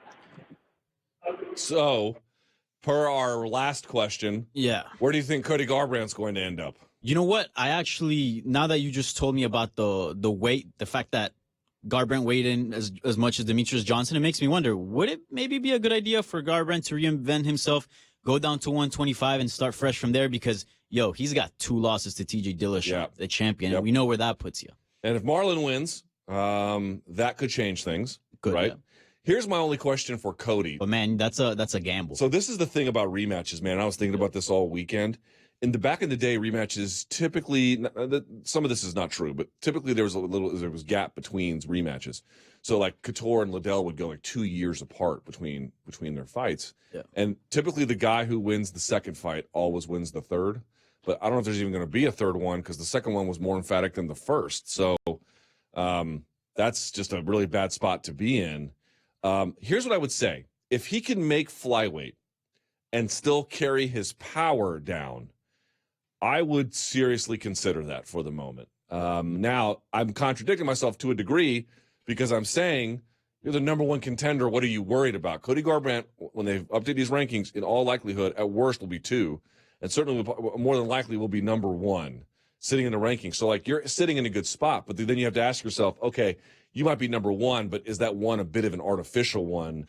Not because you're not very, very talented, but because if we're talking about a contendership queue, you just lost twice. You're not going to be the next guy to get a title shot. So in that sense, you have to rethink things. I don't know, man. He's obviously very, very competitive at bantamweight, very competitive. But if you can let things sort out there for a moment and go down to flyweight and, again, carry some of that power with you, because we know if one thing he is absolutely dominating in his power. And, you know, maybe he, I don't know if picks up speed, but can maintain all the speed that he needs. Yeah. I think it's worth considering. Considering is the word I'm using, not doing. Yeah. I think it'd be worth a try. You know, take a fight down there, see how you feel. If you feel good, keep it going. And, you know, this is something that you brought up, and it's interesting. These rematches should be fights apart, you know, a year apart, 2 years apart. Imagine if Cody Garbrandt would have been matched up against, I don't know, anyone else, and he just keeps knocking people out. How big that fight and TJ Dillashaw retains the belt. How big that fight could have potentially been a year from now. Could have been huge. But look, you just ruined, I don't want to say ruined, but you definitely hurts a very young and talented fighter's career by just putting him in an immediate rematch, and now he has 2 back-to-back losses against the champion. And the second one was not, I mean, it was less competitive than the first. Dude, and like it's not headed in the right direction. And this guy's young, this guy's evolving. Like, why do you put him back in? Let's be clear about Cody Garbrandt for a second. Cody Garbrandt is an excellent fighter. Yeah. And, you know, he was a little chippy this week with the media over the old tweets that resurfaced. But I would say generally in my interactions with him, he's been nothing but professional. And John Anik made a point. Dude, these young guys like Cody Garbrandt and the Brian Ortegas, these like dudes in their mid to like sort of late 20s, dude, they're pulling people in. Like people are coming to see them. Now, maybe they're not necessarily they're not pay-per-view main attractions just yet. But like, dude, Staples Center was sold out, man. And people want to see these young guys. Cody Garbrandt is a draw at the box office. At least there's some reason to believe that he is. And I'm not saying that's gone away overnight, but this is not necessarily the best way to nurture that. They're rushing these title fights. They're rushing these title versus title fights. They're rushing these rematches on this immediate thing. Look at this fight, UFC 228. Look, on its surface, there's nothing wrong with Tyron Woodley versus Darren Till.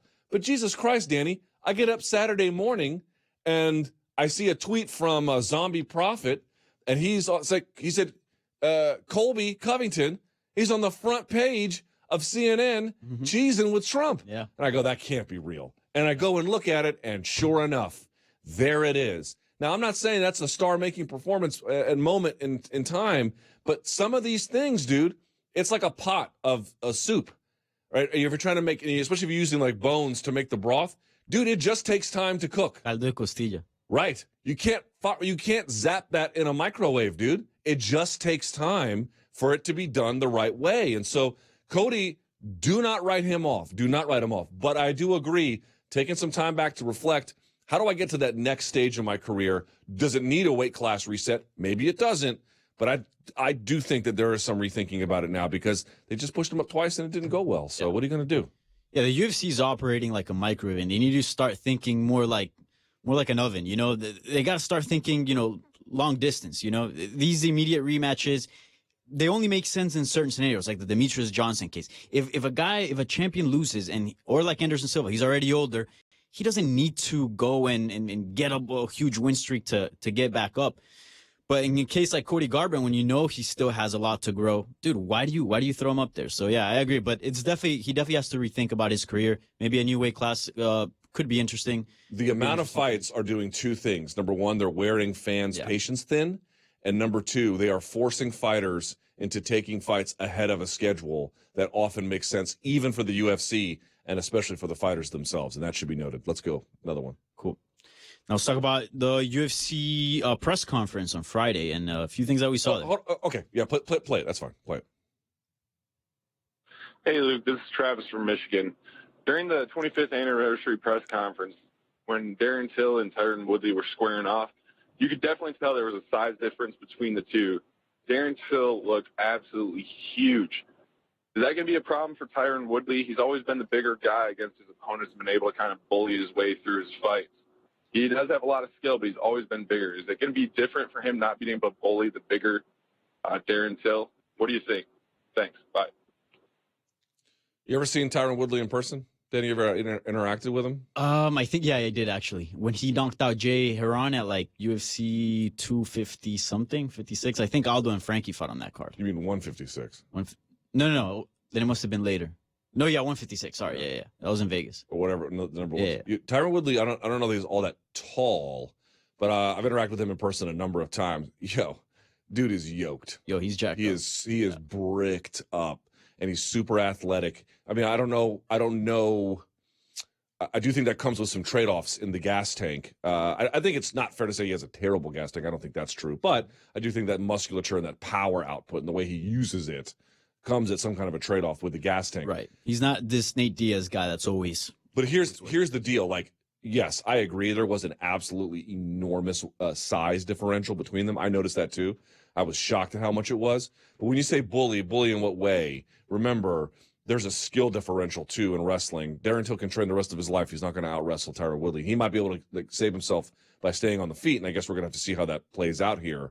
But my issue is when you say bully, it's like if their sizes are what they are and their wrestling skill sets are as different as I think they are, it's going to be Tyron who's doing the bullying, especially early. Now, the question is how much? I don't know.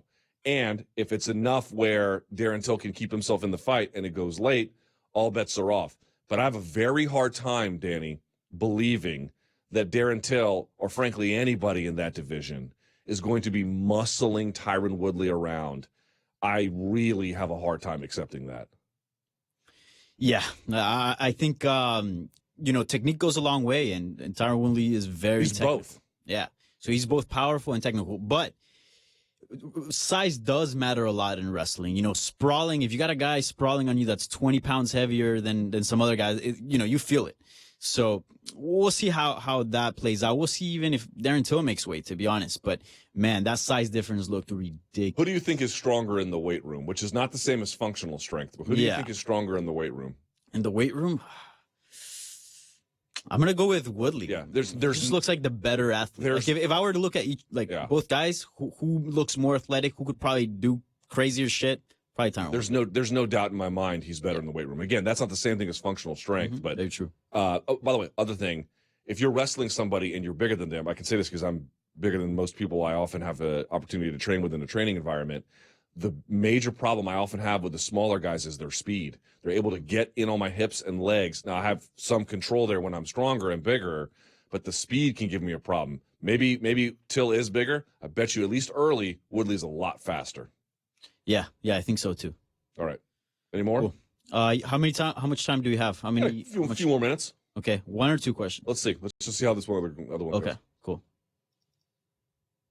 Hey, what's going on, Luke and Danny? This is Dylan from New Jersey. Just wanted a quick question about Henry Cejudo's win over Demetrius Johnson on Saturday night. I mean, it seems to me that wrestling is probably the most important art to really master. You can see that it was a wrestling dominant victory, and you look at all these great champions like George St. Pierre perfected his wrestling. John Jones, even though he wasn't a national champion in college, he was a very good wrestler. So it seems like wrestling is probably the best art form to master in order to be an elite fighter. What do you think about this? Thanks and love the show. So Daniel Cormier, Henry Cejudo, right? George St. Pierre, a lot of the greats have been really great at wrestling.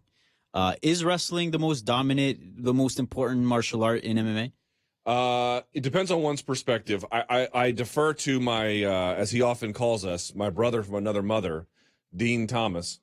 We are not related, but he had made a point on Twitter, I think yesterday or 2 days ago or whatever it was, saying that, well, he didn't know if wrestling by itself was the best skill set. And there's some debate about that. But the guys who come from wrestling right? And then we're talking about through relatively elite or outright elite environments. So, Olympic caliber, Division I or Division II, even generally guys who just, were grinding it out in wrestling rooms for their adolescence and teenage years.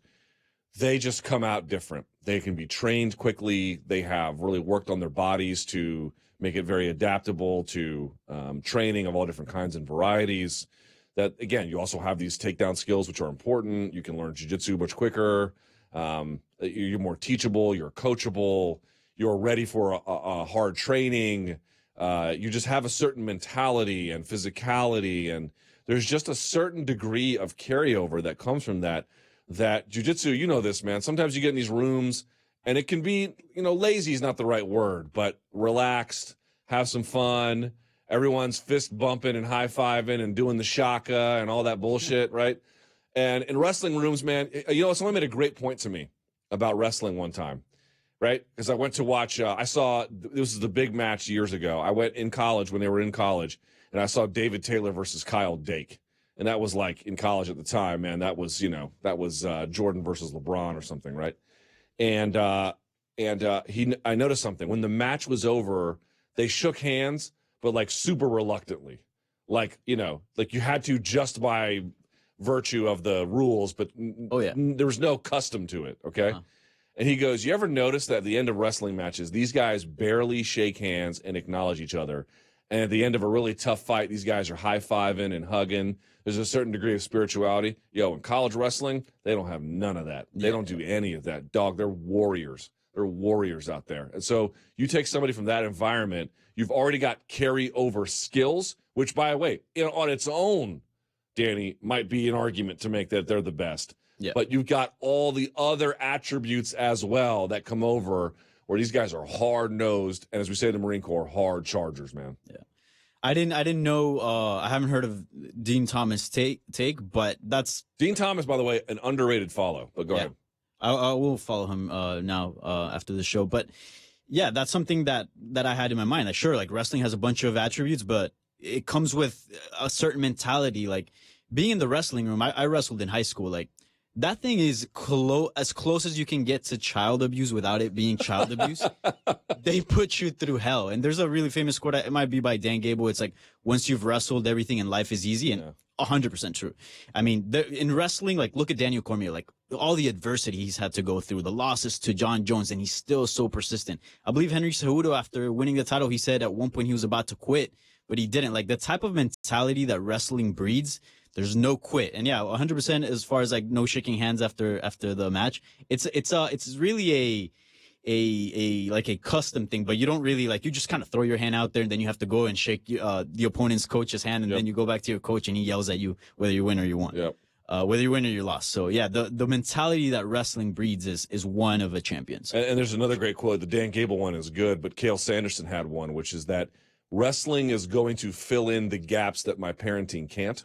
Yeah. Right? So if you're a good parent and your kid's in wrestling, they're just going to get a certain degree of positive but tough character development that's going to make them ready for all kinds of life challenges, whether they're on the mat or they're off. And all the wrestlers I've known have at least exemplified some of that. You get the super elite ones like a Cejudo or an Olympic gold medalist, they're just a different level. So. And also, like the mechanics of wrestling, you're going 100%. It's a sprint. The whole time. It's a sprint. Oh, it's a sprint minutes. The whole time. Yeah.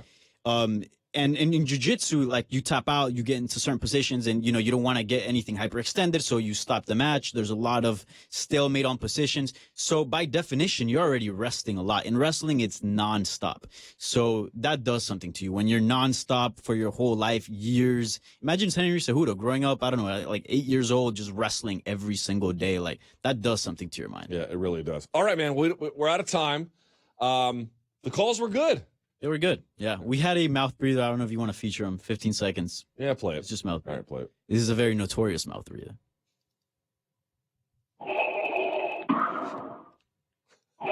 That was a voicemail, by the way.